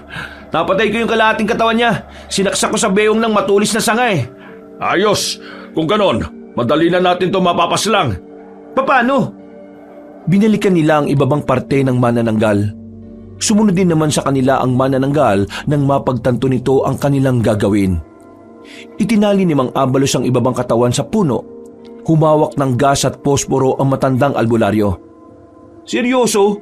Hostage natin tong 1/2 na to? Ang mga aswang na manananggal, mahalaga sa kanilang kalahati ng katawan nila. Kasi kung wala ito, hindi sila makakapag-anyong tao. Mamamatay sila kalaunan kapag inabutan sila ng umaga na hindi pa sila nakakabalik sa katawan nila. Maya-maya pa, lumitaw na rin ang manananggal. Pagaspas lang ito ng pagaspas ng pakpak. Hindi makalapit sa kanila. Hoy! Hostage namin tong kalahati mong katawan! Kung gusto mo pang mabuhay, bumalik ka rito sa katawan na ito at ituro mo sa akin kung nasaan pa ang iba. Kung hindi ka babalik, susunugin ko to at mawawala ka na ng kalahating katawan. Aabutan ka na ng sikat ng araw. Naintindihan ka ba niya? Oo, nagtatanga-tangahan lang yan. Pwes, kung ayaw mo bumaba rito, susunugin ko na to. Hindi na nagdalawang isip pa si Mang Abalos. Binuhusan na niya ng gas ang pang-ibabang katawan ng manananggal. Sinilaban niya yon sa harapan mismo ng aswang. Gigil na gigil ang aswang. Sa sobrang galit nito, bigla na lamang itong bumagsak. Nangingisay ito nang makita nila. Makalipas lang ang halos 2 minuto, nalugutan na rin ito ng hininga. Oh, ano nangyari? Dahil ba yun sa nasusunog yung kalahating katawan niya? Hindi. Inatake siya sa puso dahil sa sobrang sama ng loob. Ha? Seryoso? Totoo? Oo, yun ang dahilan. Bakit? Akala mo ba hindi nangyayari yun sa kanila? Akala ko kasi wala na silang puso eh. Kasi di ba kampo na sila ng kadiliman? Ewan ko sa'yo. Wala na to. Susunugin ko na lang din to para sigurado. Sinilaban din ni Mang Abalos ang pang-itaas na bangkay ng manananggal. Agad nilang nilisan ang lugar na yon at pinagpatuloy pa ang paghahanap sa iba. Grabe. Ganito pala talaga kahirap ang trabaho nyo, no? Sumasahod din ba kayo rito? Oo, sumasahod din naman. Depende kung magkano matatanggap namin mula sa pinuno namin. Siya kasi ang nakikipag-usap sa lokal ng probinsya. Ibig sabihin, alam ng local government natin na may aswang? Oo naman. Sila ang unang nakakalam nun. Alam nila noon pa. Grabe. Dami kong nalalaman ngayon ah. Tapusin na lang natin tong pagpapahinga na to. Tapos uwi na rin tayo. Paano yung ibang aswang? Sa susunod na araw na lang muna. Nag-aalala ako sa iyo, baka mamatay ka eh. Buti naman nag-alala kayo. Matapos ang halos 10 minutong pagpapahinga sa gilid ng ilog, mabilis na rin naman silang umalis sa lugar na yon. Mag-aalas 3 na ng madaling araw na makabalik sila sa Baryo 1. O paano? Uwi ka na. Baka hinahanap ka na ng kaibigan mo. Bukas ng gabi, magpapasama ulit ako sa iyo. Hanapin natin dito sa Baryo 1 yung 2 manananggal. Sige po, maraming salamat po Mang Abalos kasi nakauwi pa ako ng buhay. Napakaway na lamang si Daniel at saka naglakad na rin patungo sa bahay niya. Bago siya pumasok ng bahay, pasimple niya pang sinilip sa bintana ang dalaga. Siniguro niya lamang kung tulog na ito. Uy, nung sinisilip mo dyan, naninilip ka kay Dahlia ah. Sira ulo. Saan ka ba galing? Hindi kayo maniniwala kapag sinabi ko. Saan nga? Isinama ako ni Mang Abalos. May pinatay kaming 2 manananggal. Alam mo anong ginawa ko sa ibabang parte ng katawan ng manananggal? Nilunod ko sa tubig, tapos sinaksak ko ng sanga. Nilunod mo? May bibig ba sa puwet yun na para malunod? Ayaw niyo pang maniwala. Kahit itanong niyo pa kay Mang Abalos. Naniniwala naman kami. Tingnan mo kasi may sugat ka yata sa tagiliran, hindi mo nararamdaman. Uy, nga no. Pasok na sa loob. Linisan mo yan, baka ma-infection ka pa. Ano bang gagawin nyo? Mag-iinit ng tubig. Sakit ng ulo namin eh. Pumasok na lamang ang binatang si Daniel. Habang nililinis niya ang kanyang sugat, namalayan na lamang niya na napapangiti na siya. Sa naranasan kasi niya kasama ang matandang albularyo, pakiramdam niya ay kaya na niyang protektahan ng dalagang si Dalia. Dahil din dito, nagkaroon na rin siya ng interes sa pakikipaglaban sa mga aswang. Matapos linisin ang sugat, nakaidlip na ang binata. Nagising lang siya bandang 9:00 na ng umaga. Nakahandaan na ang lahat ng pagkain. Naroon din si Mang Abalos at si Dalia. Wow! Bagong gising ang mandarigma ah! Pasensya na, tinanghali na ako ng gising. Hindi tuloy ako nakatulong sa pagluluto. Ayos lang naman. Si Dalia naman kasi ang nagluto ng ulam natin eh. Ang sarap ng luto ni Dalia, pre. Pwede na mag-asawa talaga. Pinagsasabi niyo naman dyan. Daniel, masarap ba luto ko? Ha? Oo, ang sarap. Walang pagbabago. Walang pagbabago? Ibig sabihin, pinaglulutuan ka na niya dati? Ayos! Ang lakas! Baka po hindi nyo na itatanong. Nagpipiknik pa nga po yan dalawa dati. Tapos gumagawa sila ng bahay-bayan. Uy, buwang! Napuno lamang ng biruan at tawanan ng mga sandaling yon ang kanilang usapan. Aminin man ni Daniel o hindi, gusto niya ring tinutokso siya sa dalagang si Dalia. Pero kahit na ganon, wala pa rin siyang lakas ng loob para ipagtapat ang tunay niyang nararamdaman. Akala ni Daniel ay magiging perpekto na ang araw na yon. Pero hindi niya alam na isang kamalasan pala ang naghihintay sa kanya. 3:00 ng hapon, maagang nawala ang sikat ng araw sa paligid dahil sa nagbabadyang ulan. Nung mga sandaling yon, naisipan ng binatang si Daniel na lumabas ng Baryo 1. Kasama niya si Jello. Kailangan kasi nilang mamalingke. Dahil kinabukasan, piyesta na sa lugar na kinalalagyan nila. Sabi ni Mang Abalos kanina, malapit lang yung palengke rito. Maglilimang minuto na tayo naglalakad dito, wala pa. Ang sabi kasi sa kabila tayo dumaan, hindi dito. Ayaw mo naman kasi, sabi mo may mga aso dun. Ayan tuloy, nakapalayo tayo. Kalalaki mong tao, takot ka sa aso. Ano naman? Wala naman sa kasarian ng pagiging takot eh. May trauma na kasi ako sa aso. Nakagat ba naman ako sa puwet nung bata pa ako eh. Sinong hindi matatrauma? Oo na. Bilisan na lang natin ang lakad natin. Halos tumakbo na sila sa bilis ng kanilang lakad. Pero napatigil sila nang biglang may 2 van na tumigil sa kanilang harapan. Masyadong mabilis sa mga pangyayari. Bigla na lamang silang dinukot. Isinakay sila sa van at tinakpan ng itim na tela ang kanilang ulo. Hindi na nila alam ang sumunod na nangyari nang maramdaman nilang may tinakip na sa kanilang ilong. Nawalan sila ng malay. Nagising sila na nakagapos na sila sa upuan. Nakita ni Daniel ang pamilyar na mukha ng isang matandang lalaki. Noong mga sandaling yon, agad na dumaloy ang kaba sa kanyang sistema. Kumusta ka, Daniel? Balita ko, masaya ka na ngayon ah. Sa mga oras na to ba, masaya ka ba? Gusto ko malaman kung anong nararamdaman mo. Nararamdaman ko? Galit, yun lang. Bakit? Iniisip mo bang sasabihin ko na natatakot at kinakabahan ako dahil nakuha mo ko? Pambira, sa pelikula ko lang to napapanood ah. Teka, totoo ba talaga nangyayari to? Baka naman may camera dyan ah. Sabihin nyo lang para maka-smile naman ako.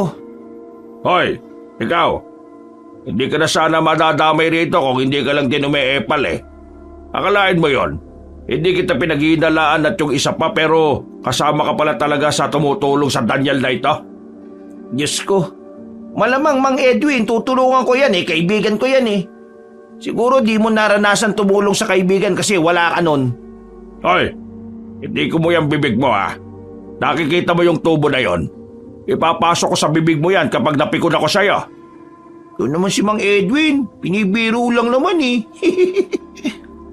Huling nagbiro sa akin, pinaglalamayan na ngayon. Kaya itahimik mo yung bibig mo. Hayaan nyo nang maging masaya si Dalia. Huwag nyo na siyang kontrolin. Meron din siyang sariling buhay, no? Huwag mo akong sabihan kung ano ang dapat kong gawin sa anak ko. Wala kang karapatan. Sino ka ba? Di hamak na kargador ka lang ng isa sa mga negosyo ko. Naintindihan mo? Puro ka nalang sabi ng sabi sa akin na kargador. Wala ka namang ibang masasabi? Totoo naman na kargador ka. Isang kargador na may makapal na mukha para ilayo ang anak ko sa akin. Umami ka nga sa akin. May gusto ka ba kay Dahlia? Ano naman kung meron? Bawal ba? Tinatanong mo pa talaga kung bawal? O dinasampal ka? Malamang bawal. Isa kang duka tapos iibigin mo ang nag-iisa kong prinsesa? Prinsesa? Kailan mo siya itinuring na prinsesa? Kasangkapan lang ang tingin mo sa kanya eh. Pambayad utang lang ang tingin mo kay Dahlia. Wala kang karapatan na tawaging prinsesa ang anak mo kung kahit na kailan, hindi ka naman talaga naging hari sa kanya. Tila na insulto matandang lalaki sa narinig nito. Kaya naman, muli na naman itong pinatikim ng malakas na sampalang binata. Hindi pa ito nakontento. Pinagsisisipapan nito si Daniel kahit na nakatumba na ang upo ang pinaggagapusan nito. Lakas ng loob mong insultuin ako. Wala ka naman magagawa ngayon. Ngayon, sabi mo sa akin kung nasaan ang anak ko. Kasi kung hindi kita titigilan. Papahirapan kita ng papahirapan. Mas gugustuhin ko pang mahirapan kaysa sabihin ko sa iyo kung nasaan siya. Ganon. Ano Eto, ano? Tama na yan. Bakit kasi hindi nala kayo naging mabuting ama para hindi na lumayo sa inyo yung anak nyo? At talagang bumoboses ka pa, ha? Nilapitan ni Mang Edwin ang lalaking si Jello. Hinawakan nito ang binata sa kwelyo at sinampal-sampal ng mahina. Ay, mukhang malutong ang mukha mo, ha? Sige, tingnan natin kung hanggang saan yung kadaldalan mo. Anong gagawin mo sa kanya? Naisip ko lang naman, paano kung baliktarin natin? Anong pinagsasabi mo? Siya ang pahihirapan ko, tapos ikaw ang aamin. Walang ano-ano ay bigla na lamang hinila ni Mang Edwin ang binatang si Jello. Pinagsususuntok nito ang lalaki sa tiyan. Habang nangyayari yon, nagtatawanan ng mga kasama ni Mang Edwin. Ano?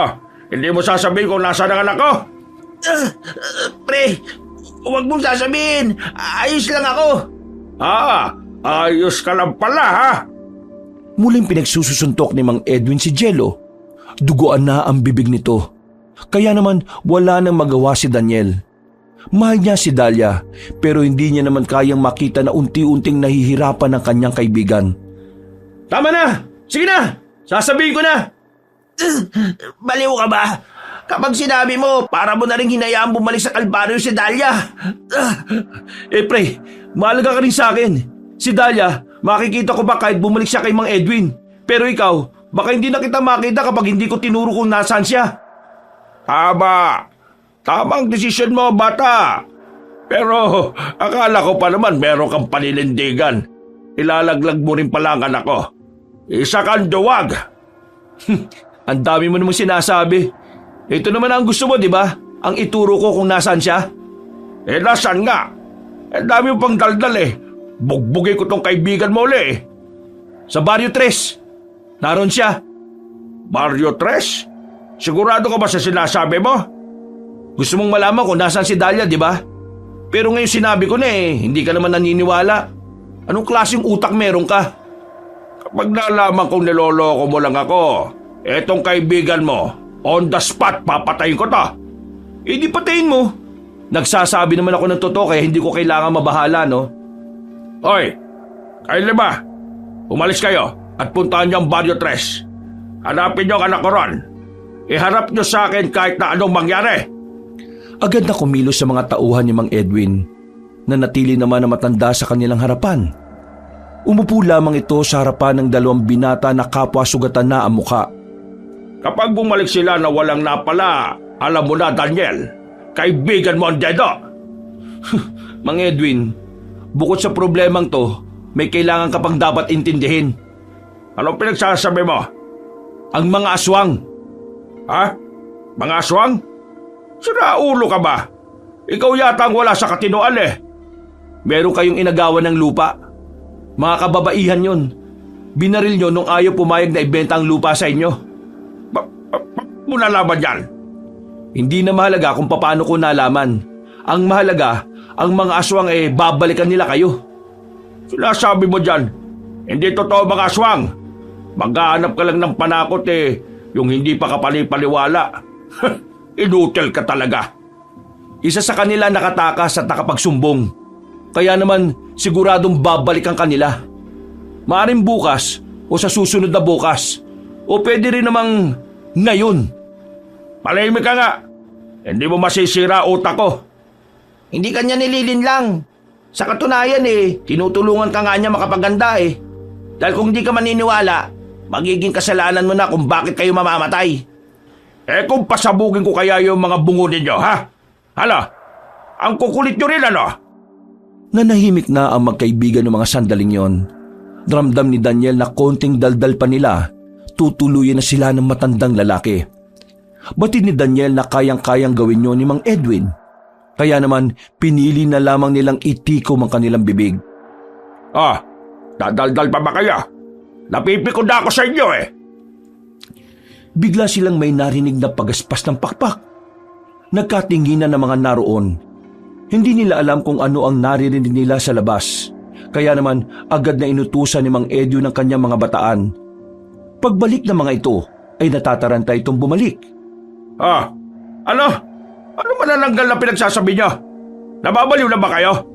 Nahahawa na ba kayo rito kay Daniel? Hindi na nakatiis sa matandang si Edwin. Sumilip ito sa labas. Nakita nila ang mga taong may pakpak at kalahati lamang ang katawan. Nanlalaki ang mga mata ni Mang Edwin. Hindi rin ito makapaniwala sa kanilang mga nakikita. Ano, Mang Edwin? Di ka kasi naniniwala sa akin Kung sana naniwala ka, nakapaganda pa kayo kahit na papano. Pinapunta mo itong mga aswang dito, no? Baliw ka ba? Hindi naman kami aswang para maging close kami, no? Ano ba tinitingin-tingin nyo dyan? Barilin nyo! Mga inutil itong mga tauhan ko na ito Pre, paano tayo tatakas dito? Akong bahala, pre. Kanina pa ako nakawala sa tali. Tatanga-tanga yung nagtali sa akin Ayos yan. Kailangan na natin makaalis dito. Ayun, lumabas na sila lahat. Tara na! Biglang bumangon si Daniel at saka kinalagan niya rin ang pagkakatali kay Jello. Nang makita nilang nakikigulo sila Mang Edwin sa labas, pasimple silang gumapang patungo sa isang pintuan na nasa bandang gilid ng warehouse. Kaso paglabas nila roon, nagulat na lamang sila nang merong manananggal sa itaas. Kakaiba ang manananggal na yon dahil bigla na lamang humaba ang dila nito. Nang tumakbo sila, hindi sila tinantanan ng manananggal. Lintik na manananggal to Kumuha ng bato ang lalaking si Daniel. Tumigil sila sa pagtakbo. Nang batuhin niya ang manananggal, hindi naman yon tinamaan. Gagi, ginalit mo lang talaga Sige na, mauna ka na. Anong maunang pinagsasabi mo? Ako na munang bahala rito. Ay, gagi. Joke lang pala. Takbo! Buwang ka talaga! Hinabol sila ng aswang. Noong mga sandaling yon, kahit na masakit pa rin ang kanilang katawan, ay wala silang magawa kundi ang iwasan lamang yon. Nakakita sila ng malaking drum. Nagtago sila sa likod nun. Hindi nila inaasahan na nakaabang lang pala ang aswang sa muli nilang pagsilip. Dinakma si Jello. Tinangka ng manananggal na ilipad sa taas ang lalaki. Pero buti na lamang ay nahawakan ni Daniel sa paa ang binata. Pre, nauubaran na ako. Ayos na yan, kesa matangay ka. Wisit na aswang to Tumulo palaway sa ulo ko. Buong puwersang hinila ni Daniel ang kanyang kaibigan, kaya naman nawala na rin ng tsansang matangay pa ng manananggal si Jello. Nang makabuelo, pinagbababato nila yon. Sa puntong ito naman ay nagagawa na nila itong tamaan. Dahilan para lumipad na palayo ang manananggal na yon. Wisit, mukhang tayo naman ang pinagtitripan nun Tumigil na putukan. Ano na kaya nangyayari? Tingin ko, naubusan na sila ng bala. Kailangan na natin makalis dito. Dali! Wala silang sinayang na pagkakataon. Kahit na alam nilang maaari pa rin silang makasalubong ng manananggal, isinugal na nila ang sandaling yun. Alam nilang kung hindi nila yon lilisanin, maaring sila naman ang mapagbuntungan ng mga aswang. Maraan silang naglakad. Papunta sila sa harapan ng warehouse kung saan naroon nakaparada ang sasakyan. Pasilip-silip pa sila sa paligid. Nang makita nilang nasa kabilang banda ang mga manananggal, mabilis silang gumapang papasok ng van. Dali! Bilis! Nakarating sila sa van. Marahan nilang binuksan ang pinto. Nang makapasok na sila sa loob, saka lamang nila naalala na wala naman pala silang susi. Ay gagi! Paano natin mapapandar to? Wala namang susi. Pambira naman talaga oh. Sige, dito ka na muna. Ako nang lalabas. Hahanapin ko yung lalaki kanina na maraming nakasabit na susi sa tagiliran. Eh, marunong ka ba mag-drive? Hindi. Ikaw di ba marunong? Baliw!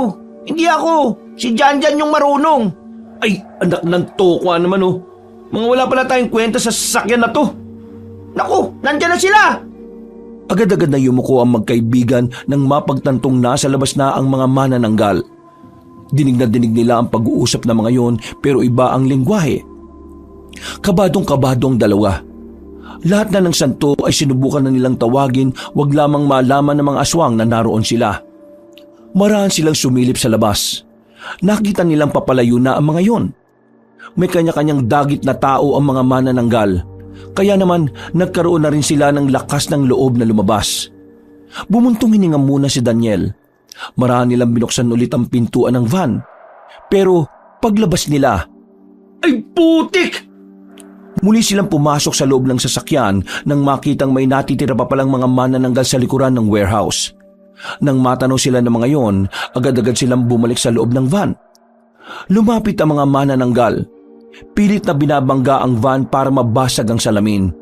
Pero mamahali ng sasakyan na yon kaya hindi nababasag ang salamin. Kita nila ang mga aswang sa labas na parang takam na takam sa kanila. Naku, mukhang ang dami talaga nila. Gaano ba sila karami? Nakalis na yung iba.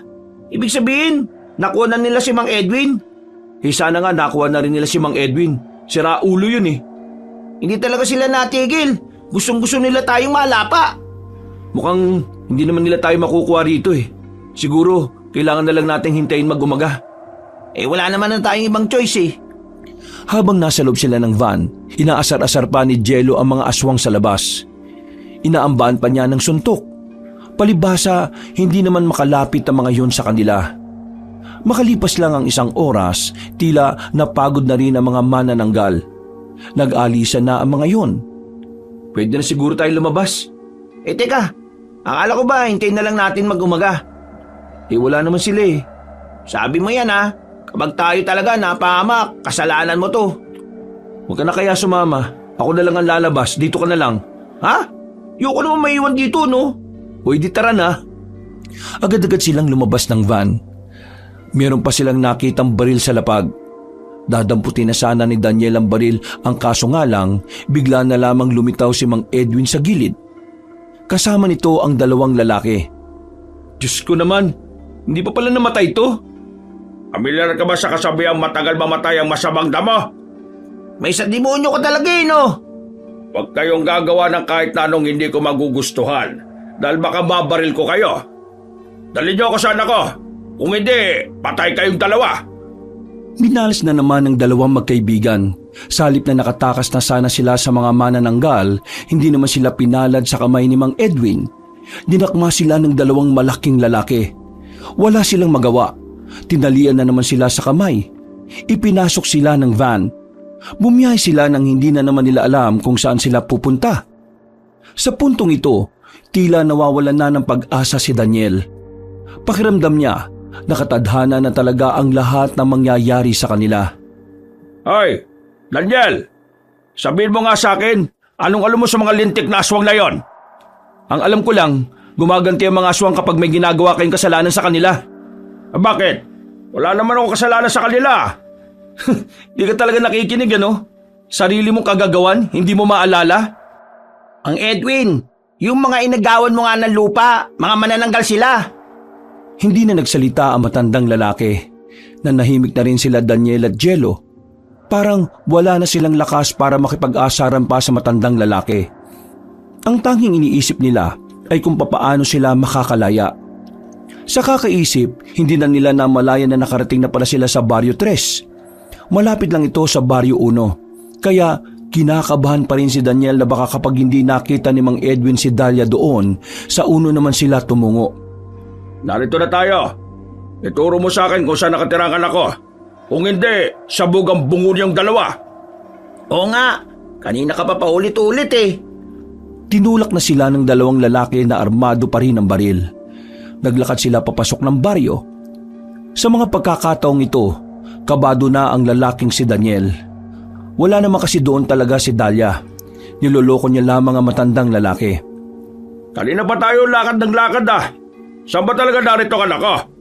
O baka naman tinatarantado nyo na naman ako?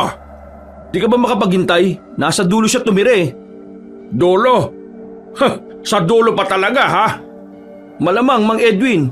Nagtatago siya sa inyo Natural lang na sa pinakatagong parte siya ng baryo tumira. Common sense naman, common sense. Pinagpatuloy nila ang paglalakad. Pero nakarating na sila sa pinakadulo, wala silang inabutang Dalia. Dahil dito, agad nang nanggalaiti ang matandang lalaki. Dinakma nito si Daniel sa kwelyo at idinikit sa pader. Nasaan? Ano? Nasaan dito? Bakit wala kang may makita ha? Agad na nakaisip si Daniel ng paraan para hindi sila tuluyan ni Mang Edwin. Agad niyang sinabi ang imbentong dahilan. Dito ko siya kinatagpo nung nakaraan. Diyan mismo sa bahay na yan. Sira ulo ka ba? Wala nga nakatira dyan? Di malamang umalis na. Umalis na kasi sinabihan mo. Anong sinabihan? Bihag niyo ako, di ba? Paano ko siya masasabihan? Mag-Edwin, huwag ka kagad magalit. Isa lang naman ang pwedeng lipatan ni Dalia sa Baryo Uno. Nanlaki ang mga mata ni Daniel nang marinig niya ang sinabing yun ni Jello. Pero wala na kasi silang magagawa. Punong-puno na sa kanila si Mang Edwin. Kaunting-kaunti na lang ay papatay na sila nito. Saan naman ang lintik na baryo na yan? Katabi lang din itong baryo na to. Pwede na nating lakarin. Baka doon na lumipat si Dalia. Ito nang huling tsansa ninyo ah. Kapag ako niloko nyo pa, sinasabi ko sa inyo, hindi na ako magdadalawang isip na iputok to sa utak ninyo. Mabilis silang kinaladkad patungo sa kabilang baryo. Ilang sandali lang ay nakarating na rin sila roon. Tahimik na rin ang paligid. Hindi pa man sila nakakarating sa bahay ni Dalia, nakasalubong na nila ang dalagang kasama ni Janjan. Halatang naggulat din ang mga yon nang makita silang bihag-bihag nila Mang Edwin. Tay, Ha! Ang kapal naman ng mukha mong tawagin akong tatay patapos mo akong iwan sa ere. Kung saan kita hinanap Dito ko lang pala matatagpuan. pakawalan mo sila. Ako naman ang kailangan mo, hindi ba? Pakawalan? Siguro itong isang ito, oo, pakakawalan ko. Wala naman tong silbi. Pero itong si Daniel, hindi ko mapapatawad ang isang ito. Banas na banas ako rito. Nang dahil sa pakikialam nitong tarantadong to nagalit sa akin yung mga pinagkakautangan ko. Sinuntok ni Mang Edwin ang binata. Agad namang napayuko si Daniel. Mabilis namang lumapit ang dalaga para awatin ang ama. Bitiwan mo ako! Papatay ko lalaki nga sa harapan mo! Itigil mo na kasamaan mo, Tay. Magbago ka na. Anong magbago? Walang problema sa ugali ko. Kayong lahat ang may problema sa akin. Kinuha na ng matandang lalaki ang baril na nasa tagiliran nito. Itinutok nito ang baril sa ulo ni Daniel. Mang Edwin, baka naman pwede natin pag-usapan to. Huwag naman sana tayo dumating sa ganyang punto. Mang Ed, punong-puno na ako! Hindi ko na kayang nararamdaman ko. Kailangan ko makapatay. Ang sabi mo, kapag nakita mo na si Dalia, wala ka nang gagawin sa amin. Sinungaling ka pala. Isa ka pang siraw! Tumigil ka!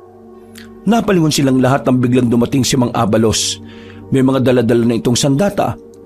Ang itsura nito ay parabang sasabak na talaga sa digmaan. Nagsalubong ang kilay ni Mang Edwin. Nakilala nito ang matandang albularyo. Teka, ikaw yung siraulong pare nung araw ng kasal ng anak ko Anong ginagawa mo rito? Bakit ganyan ang itsura mo, ha? Hindi ako totoong pare. Nagpanggap lang ako para maantala ang kasal. Pero hindi naman ang katauhan ko ang dapat nating intindihin ngayon Dahil ang dapat nating isipin ay ang mga aswang. Dahil ngayong gabi, pupunta sila sa mga baryo para kumuha ng madadagit para kainin. Higit pa ron, gaganti sila sa iyo, Edwin. Papatay nila ang anak mo. At bakit naman ako maniniwala sa isang tao na kayang magpanggap na pare? Kailangan mo maniwala. Baka nakakalimutan mong kung anong nangyari nung hindi ka naniwala sa amin kanina. Hindi. Wala akong pakialam. Ikaw, Dalia, Sasama ka sa akin at aayusin ko na ulit yung magiging kasal mo. Ayaw ko nga. Ilang beses ko bang sinabi sa inyo na hindi ko naman mahal yung lalaking yon? At sinong mahal mo? Itong si Daniel? Itong kargador na ito? Itong walang kinabukasan at hampas lupa lang na ito? Ito ba ang gusto mo? Oo! Si Daniel ang gusto ko! Natamimi ang matandang lalaki. Habang si Daniel naman, hindi makapaniwala sa kanyang narinig. Akala niya, sinabi lang yun ng babae para matigil na ang ama nito. Pero nang tinan niya si Dalia, nakita niyang tila nagsusumamo nitong muka. May lungkot din ang mga mata nito. Si Daniel, niligtas niya ako. Tinulungan niya ako. Mula pa nung bata pa kami, siya na ang nandyan para sa akin. Eh yung lalaking gusto mo para sa akin, wala namang magagawa para protektahan ako sa lahat. Kaya wala akong pakialam kung ano man ang katayuan ni Daniel. Ang mahalaga sa akin, ramdam ko nagligtas ako kapag kasama ko siya. Malaking kalokohan! Anong ligtas ka kapag kasama siya? Walang magagawa yan! Ikaw ba ang negosyanteng si Edwin? Napalingon silang lahat sa kabilang banda nang marinig nila ang pamilyar na tinig. Nagtatakang tiningnan ni Daniel ang matandang babae. Nagtataka siya kung ano ang ginagawa nito roon. Dabing epal naman dito! At sino ka naman? Yung mga matatanda at ginang na pinagbababaril ninyo para lang sa lupa. Mga kapatid ko sila. Nang marinig nila Daniel ang sinabing yun ng matandang babae, sobrang ikinagulat nila yon. Dahil ang ibig sabihin lang noon, ang matandang may-ari ng tinitirhan ni Daniel ay isa rin palang aswang. Ano pinagsasabi mo? Kailangan mong pagbayaran ang ginawa mo. Teka, ikaw ba ang pinuno ng mga manananggal? Ikaw ba si Marivic? Oo, ako nga. Ako nga ang pinuno ng mga manananggal. At ngayong gabi, maniningil kami sa kasalanan ng mga tao. Lalong-lalo ka na, Edwin! Nagulat na lamang silang lahat nang biglang nahati ang katawan ni Aling Marivic sa dalawa. Sa puntong ito, pinagbababaril na yon ni Lamang Edwin, pero nakailag lang ang matandang aswang. Ang pang-ibabang katawan naman ng manananggal ay biglang tumakbo paalis. Sa mga sandaling ito, nagkahiwa-hiwalay na sila. Pero agad na kinuha ni Daniel ang babaeng si Dalia noong mga sandaling yon. Mabilis silang nagtago sa gilid ng bahay. Habang si Mang Abalos naman, nasa gilid lang din at kumukuha ng tamang pagkakataon. Pre, dito kayo, dali! Tinawag sila ni Jello. Agad naman silang sumunod sa binata. Magkakasama na silang apat. Pero hindi naman nila alam kung ano ang kanilang gagawin. Mas lalo pa silang nawindang nang makita nila sa itaas na hindi lang isa, hindi lang dalawa, kundi isang damakmak ng mga manananggal ang makikita na lumilipad sa ere. Ayun na nga ba sila eh? Dalia, umawa ka lang sa akin. Kahit na anong mangyari, wag na wag kang bibitaw. Daniel! Doon! Takbo kayo ron! Baka may mga tricycle driver pang gising doon. Dali! Puntahan nyo! Umalis na kayo rito! Hindi na sila nagsayang ng oras. Makakasabay silang dumaan sa gilid ng mga kabahayan. Dumampot na rin sila ng mga 2x2 na may panlalaban nila. Hindi makakalapit sa atin ng mga aswang kung sa mga masisikip na lugar tayo dadaan. Kaya hahanap lagi tayo ng masikip. Huwag kayo matakot. Kailangan natin ng focus. We, pasikat. Parang di nabugbog kanina. Para kasi na ulo magtinuka nga. Aray, kabato ka naman. Nabugbog din kaya ako. Kailangan nating seryosohin to. Teka lang, dito lang kayo. Sisilipin ko lang kung ilang manananggal yung malapit sa area natin. Sandaling bumitaw si Daniel sa babae. Marami itong dumungaw at tumingala. Pagtingin niya sa taas, may mga manananggal lang nakadagit na mga tao. Sa tingin ni Daniel na mga oras na yon, mahirapan silang talunin ng mga aswang kung ang inaasahan lang nila ay si Mang Abalos. Idagdag pa na kalaban din nila si Mang Edwin. Magdaan-daan lang tayo. Kailangan natin makatuwid doon sa kabilang bahay. Mas malapit ang daan kung doon ang direksyon natin. Diyan, mauna ka na. Alalayan mo si Jello. Masakit ang katawan niyan. Sige, wala namang problema. Nakakuha ng tamang pagkakataon ng lalaking si Janjan at Jello. Walang nakakitang manananggal sa kanila, kaya dali-dali silang tumakbo patungo sa kabilang banda. O ano, kaya mo ba? Kinakabahan ako. Ngayon lang ako nakakita ng mga ganyang nilalang.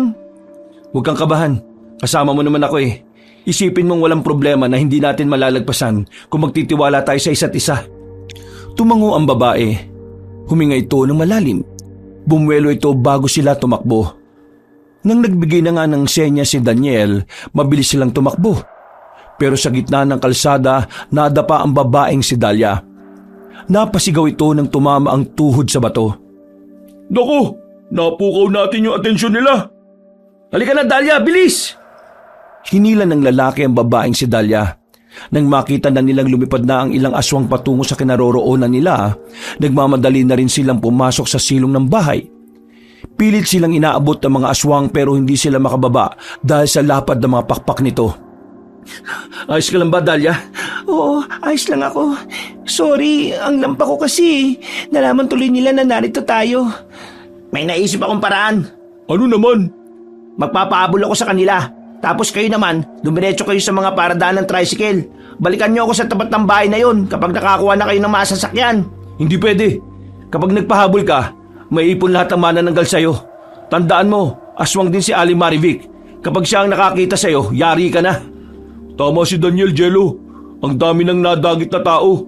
Ibig sabihin lang din nun, hindi sila mahirapan na dagitin ka rin. Pero wala tayong mapapala kung hindi tayo aalis dito. Huh? Ano yon? Tingin ko may dumating para tulungan tayo. Nang maglakas loob ulit si Daniel na sumilip sa labas, nakita na niya ang ilang kalalakihan na may mga dalang palaso at pana. Ang kasuotan ng mga yon ay kahawig ng kay Mang Abalos. Kaya naman agad niyang naisip na baka kasamahan niyo ng matandang albularyo. Makakalis na tayo rito. Dumating na ang pag-asa natin. Diyos ko, salamat naman sa Diyos. Pero mag-iingat pa rin tayo ah. Kailangan natin magdoble ingat. Dahil baka biglang tayo ang puntirihin ng mga aswang na yan eh. Dalia, bumbagit na ka sa amin. Jan, ikaw sa una, ako sa dulo, sa likod si Dalia. Bibilisan lang natin ang takbo natin. Para silang tren na magkakabit na tumakbo. Kahit na nakakatakot ang mga naririnig nilang patayan, hindi na lamang nila yun pinansin. Ang tanging layunin lamang nila ay marating ang dapat nilang marating. Ayun na yung paradaan ng mga tricycle. Tara! Papalapit na sana sila sa paradahan nang biglang may makita silang mga manananggal na papalapit sa kanila. Mabuti na lamang ay dumating ang ibang manunugi sa direksyon na yon. Pinagtititira ng mga yon ng palaso ang mga manananggal. Asintado ang mga manunugis kaya agad-agad na bumagsak. Sinenyasan lang sila ng mga yon na magpatuloy na sa pagtakbo. Narating nila ang paradahan. Maraming tricycle na naroon pero wala ng tao. Wala na silang mapapakiusapan na maghahatid sa kanila. At sa kamalas-malasan pa, hindi nila inaasahan na nauna na pala roon na matandang si Edwin. Minamalas nga naman kayo at sinaswerte naman ako. Ano ba kamalasan meron tayo? Lagi na lang nalitaw itong matandang to kapag tatakas na tayo. Tay, nagmamakawa ako sa inyo. Hayaan mo na kami makaalis. Sige na naman oh. At kapag nakaalis kayo, mawawalan na ako ng pag-asa na mabayaran ng mga utang ko. Ganun ba ang gusto mo mangyari? Nakikita mo ba ang mga nangyayari? Kinukuha ng mga aswang ang mga tao dito para gawing pagkain. Tapos ikaw, puro utang mo lang ang nasa isip mo? Kapag hindi ko nabayaran ang utang ko, tuluyan ang masasayang ang lahat ng pinaghirapan ko. Kaya ikaw, Dalia, sumama ka sa akin. Kung hindi ka sasama, ano? Puputok mo sa amin yung baril? Diyos ko, ngayong gabi pa lang, ilang beses na naming narinig yan. Wag mo nang udyukan, visit ka talaga oh. Iba na ngayon. Parang may bumubulong na demonyo sa akin eh. Parang itutuloy ko ng barilin kayo isa-isa. Total, wala kayong pakinabang eh. Ikaw naman, Dalia, sasama ka sa akin. Hindi ako sasama sa'yo. Ayoko maging miserable ang buhay ko. Ah, ganon. Eh di papatayin ko na lang tong binatang... Kakalabitin na sana ni Mang Edwin ang gatilyo nang biglang dumating ang manananggal na si Marivic. Lumipat ito at dinagit si Mang Edwin.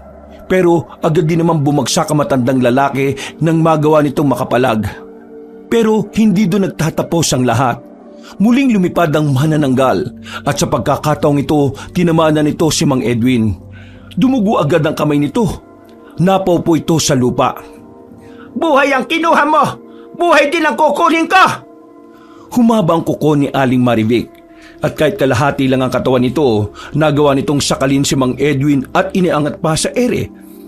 Itatarak na sana ng manananggal ang mahahaba nitong kuko, pero bigla na lang ding rumisponde ang matandang si Abalos. Tinira niya ng palaso si Aling Marivic. Tinamaan yun sa leeg. Dahilan para magpagewang-gewang ito nang umatras ito. Bago ka pa makagawa ng mas maraming kasamaan sa mga tao, uunahin na kitang ihatid sa impyerno, Marivic! Tumakbo ng mabilis ang matandang si Abalos. Hinugot nito ang itak sa tagiliran. Walang pagdadalawang isip nitong itinarak yon sa dibdib ni Aling Marivic. Walang ano-ano, agad na itong napasukan ng dugo. Hindi pa nakontento si Mang Abalos. Para makasiguradong patay na nga ang matandang manananggal, tinarak pa nito ang isa pang itak sa dibdib. Patay na ang pinuno ng mga manananggal. Dahil sa pagpanaw ni Aling Marivic na siyang nangunguna sa mga aswang, tila bumaba na rin ang tiwala ng iba pang mga manananggal. Unti-unting natalo ang mga iyon ng mga manunugis.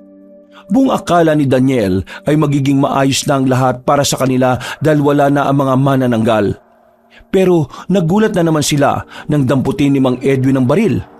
Itinutok yon kay Daniel. Bago pa man maiputok ni Mang Edwin ang baril, nakaharang na ron si Dahlia. Bumagsak agad ang dalaga sa lapag. Kahit si Mang Edwin ay nagulat din. Galit na nilapitan ni Janjan ang ama ni Dahlia. Pinagsusuntok ni Janjan na matandang yon at saka inagaw ang baril. Dahlia! Dahlia! Huwag ka mamamatay! Daniel naman, taplis lang to. Hindi ako mamamatay. Aray! Mabuti na lang at hindi ka napuruhan. Pero sige na, umuwi na muna kayo sa bahay ko. Maraming panlinis ng sugat doon. Wala na kayong dapat pang ipangamba. Kami nang bala sa ama mo, iha. Yung mga aswang naman, wala na rin sila. Tumango na lamang si Daniel at agad nang inasikaso ang babae. Kinaumagahan, napuno ng mga bangkay ng aswang ang bungad ng Baryo 1. Ang mga tao namang nadagit na mga iyon ay himulang naibalik pa ng buhay. Si Mang Edwin naman, sinubukan nitong tumakas, pero bago pa ito makalabas ng baryo, ginapos na yon ni Abalos. Dinala ito sa istasyon ng pulis para sa mga kasamaan na ginawa niya. Patong-patong na kaso ang bigla na lamang lumitaw na reklamo din ng iba nitong kakilala. Sigurado ka bang ayos ka lang talaga? Ayos lang naman ako. Nararapat lang naman na mangyari yun sa kanya. Pagbayaran niya sa kulungan ng lahat ng kasamaan niya. Masama pa siya kaysa sa mga aswang eh. Para sa tagumpay! Sa wakas, makakabalik na ako sa baryo namin. Tapos, maiiwan ang baryo na to na wala ng aswang. Maraming salamat sa inyo, ha. Kahit na papano sumaya ako dahil sa inyo. Mang Abalos naman, kung makapagsalita akala mo hindi na magkikita. Pwede pa rin naman tayo magsama-sama kapag may libre kang oras eh. Gusto ko lang din magpasalamat sa inyong lahat. Ginawa niyo ang makakaya niyo para protektahan ako. Kahit ano naman gagawin ko para sa'yo. Yee! Hawakan mo nga, tenga! Hawakan mo nga! Si Raulo, ano yung magsusuntukan? You may now kiss the bride. Hindi na nagpatumpik-tumpik pa si Daniel. Wala na siyang pakialam kung makita ng mga kaibigan niya ang kanyang gagawin. Hinalikan niya ng matagal ang babae. Pagkatapos noon ay nagtawanan na lamang sila. Nakabalik ng baryo ang magkaibigan at ang bagong simula ng kanilang buhay. Ang bagong simula naman ng pag-iibigan ni Daniel at Dahlia. Ngayong wala ng aswang sa paligid at wala na rin ang ama ng babae, wala nang magiging hadlang sa kanilang pagmamahalan. Wakas. Pinagpalang araw muli sa inyo mga kayanggaw, mga kabangers, si Kabanong Puli at tayo na naman ay magsha-shoutout po sa ating yung last na natin na video, yung mabangis na kabit. Ayan. Okay, pero siyempre, uunahin po muna natin uli ang ating mga members, yung mga nagpindot ng join button. Okay, at naging member natin dito sa mga kwento ni Kabanong Channel. So, unang-una po ay si Lance MB, kay May Ann Zuvela, kay Christopher Kalima, ayan, siyempre kay Almira Alodo, kay Precious, ayan po si Precious Irish Alaw, ayan po, Alaw o Also. Ayan, okay, so paulit-ulit na lang po ako dito, no? Pasensya na po dahil ito pong tinitingnan ko, gumagalaw po. Ano ba itong listahan na to ng YouTube? Bakit kaya gumagalaw? Ayan po. Then si Josephine Barrientos, si Noel Reyes. Hello po kay Shaolin Your Love, kay Lynn Kalayeg, kay Akala Carmi, kay Kaloyal Cuales, ayan, kay Mark Hill, kay Chris Michael Betita, kay Myla Lutino, kay Trina Santos, kay Jomar Atamosa, ayan, kay Jomar Atamosa at kay Grace Gale, kay Anjo Pisiao, kay Anjo Pisiao, kay Cathy Sioko, and kay Love Mangtas. At ito bagong-bago kay Jordan Villar. Hello, thank you very much po sa inyong suporta, sa inyong pagsali, okay, yung pagpa-member po natin dito sa ating channel. At syempre, yan po, isa po sa mga perks po ninyo ay lagi po kayong nauuna at sigurado lagi kayong nasa shoutout sa ating mga video. Okay, and now, ito naman po, randomly, okay, tayo po ay magsha-shoutout sa mga nag-comment sa mga videos po natin. So, ito random lang to, either nauna kayo, o nahuli kayo, o nasa kalagitnaan kayo. Ini-scroll up and down ko po yung inyong mga comment para mabasa ko po kung sino po ang nag-comment po na masya-shoutout natin. Ito, swertihan lang po ito, no? So, shoutout po kay Mona Lisa Rodriguez. Sabi niya, sana mapapa-all siya pagka siya ay aking na-shoutout. Kaya siyempre, shoutout rin po kay Dwayne Balagbis. Hello po Dwayne, ayan. And siyempre, lahat daw na mga magpapamilya at mga kapitbahay nila nakikinig rin po. Kay Rose Burst, tapos kay Akisha Ompad, ayan po. Sabi nga si Kabanong rin daw yung nagboboses kay Ima. O ba, nakilala mo ako, ha? And siyempre kay Mona Lisa Rodriguez, yan. Shoutout po galing po siya sa Saudi. 2 years na po daw siyang nakikinig po sa atin. At kay Ellen Kiano, yan, miss na po daw niya yung boses ni Nanay Eva at ang tambalan nyo ni Tatay Tonyo plus yung Three Stooges. Okay? And siyempre shoutout rin po kay Tambayang Oragon Housemates. Hello po, ito si Tambayan Oragon Housemates, talagang lagi po siyang nakikinig sa atin, no? Then shoutout rin po kay Jerry Arsenio, ayan, sa Arsenio family sa Tacorong. Hello po, shoutout po sa inyo. And kaya siyempre sa Colorado family dyan sa Iloilo. And siyempre OFW po sa Dammam, Saudi Arabia. Ayan, hello po sa inyo. And siyempre shoutout rin po ito kay Ana Asa, ayan, listening from Marikina. And kay Jordan Villar, ayan, listening naman po siya. Ito, sabi nga, Jordan Villar from Vancouver, Canada. Wow! Sana po all, buti na ang boses ko nakarating ka sa Vancouver. At ito po si Alberto Lili, shoutout from Parañaque. Ako po dating taga Parañaque rin, sa Baclaran po ako, pero ngayon dito na po ako sa Las Piñas nakatira, sa Pulang Lupa 1. Ayan. Okay, and kaya shoutout din po kay Michelle Di Mariano. Ayan, sa Macau, China pa siya. Kung saan nakakarating ang boses natin, ha. And siyempre, shoutout rin po kay Aiko Villeza. Shoutout po sa inyo, mga Aiko Villeza Quintero from Bahrain. Wow! Sa Bahrain pa po siya. Then kay Marita Lagayo, sa Qatar naman siya. Marita Laguyo pala, sa Qatar. Then kay Joselito Laksamana. Ayan, nayanggaw na rin daw po siya. And syempre, shoutout din po tayo kay Nancy Mercado at kay Cora Gimbarda. Ayan, family Gumbarda, hello po. And kay Beverly Carbajosa, hello po. And syempre, shoutout rin po kay Clifford Gaming.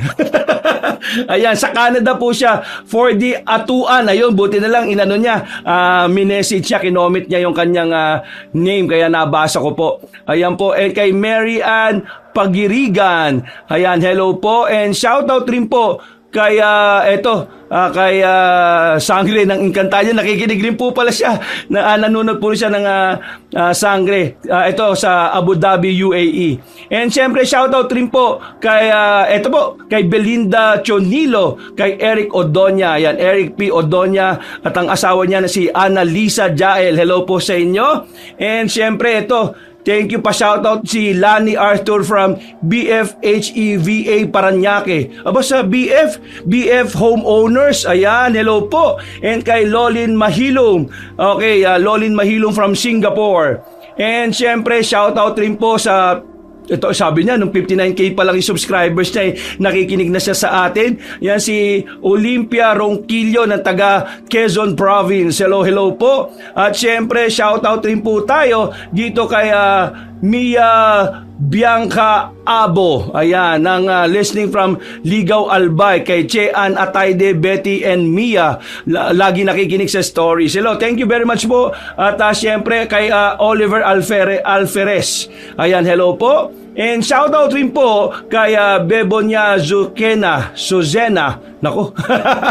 Kaya maganda i-comment nyo po yung pangalan po ninyo. Ayan, ito pinagawa kami. It's me, Fidel Sanchez and Floreline from Pagadian City. Shout out po sa inyo. And syempre po kay Marilu Jose. Ayan, so kay Rory Aquino, and last but not the least, shout out rin po ito kay Jennifer De La Cruz, OFW from Hong Kong at from San Jose Antique. So yung po hindi po natin na shoutout po ngayon, no? Patuloy lang po kayo mag-shoutout. Malay nyo, no? Sa susunod po ay kayo naman po ang maswerteng ma-shoutout po natin. Pero kung gusto nyong sureball talaga na ma-shoutout ko kayo, eto po, i-click nyo lang po yung join button dun po sa pangalan po ng ating YouTube channel, yung mga kwento ni Kabanong. Sa ilalim po ng video natin, nandoon yon, join button. So, click nyo lang po yan. Meron pong mga entry level po ng membership dyan. Pero as little as almost mga 100 pesos lang yata. Diyos ko, parang ano lang yan, isang mahal pa yung kahan ng sigarilyo. O, di ba po? So, ano na po niyo yun? Supportan nyo na po sa akin yung sa mga ginagawa nating pagkukwento sa inyo halos araw-araw, no? Tulong na po ninyo sa channel natin yon. So, thank you very much po muli. Sana po patuloy po kayong mag-comment and syempre mag-like sa ating mga videos at sa mga bagong bisita po natin. Please, mag-subscribe po tayo sa ating channel. Ayan po. At ito, sinasabi nga po natin madalas, always, kung saan man kayo naroon, panig ng mundo, panig ng Pilipinas, lagi po kayo mag-iingat kasi po, mahal na mahal po natin kayo. Ito po muli si Kabanong saying, I love you!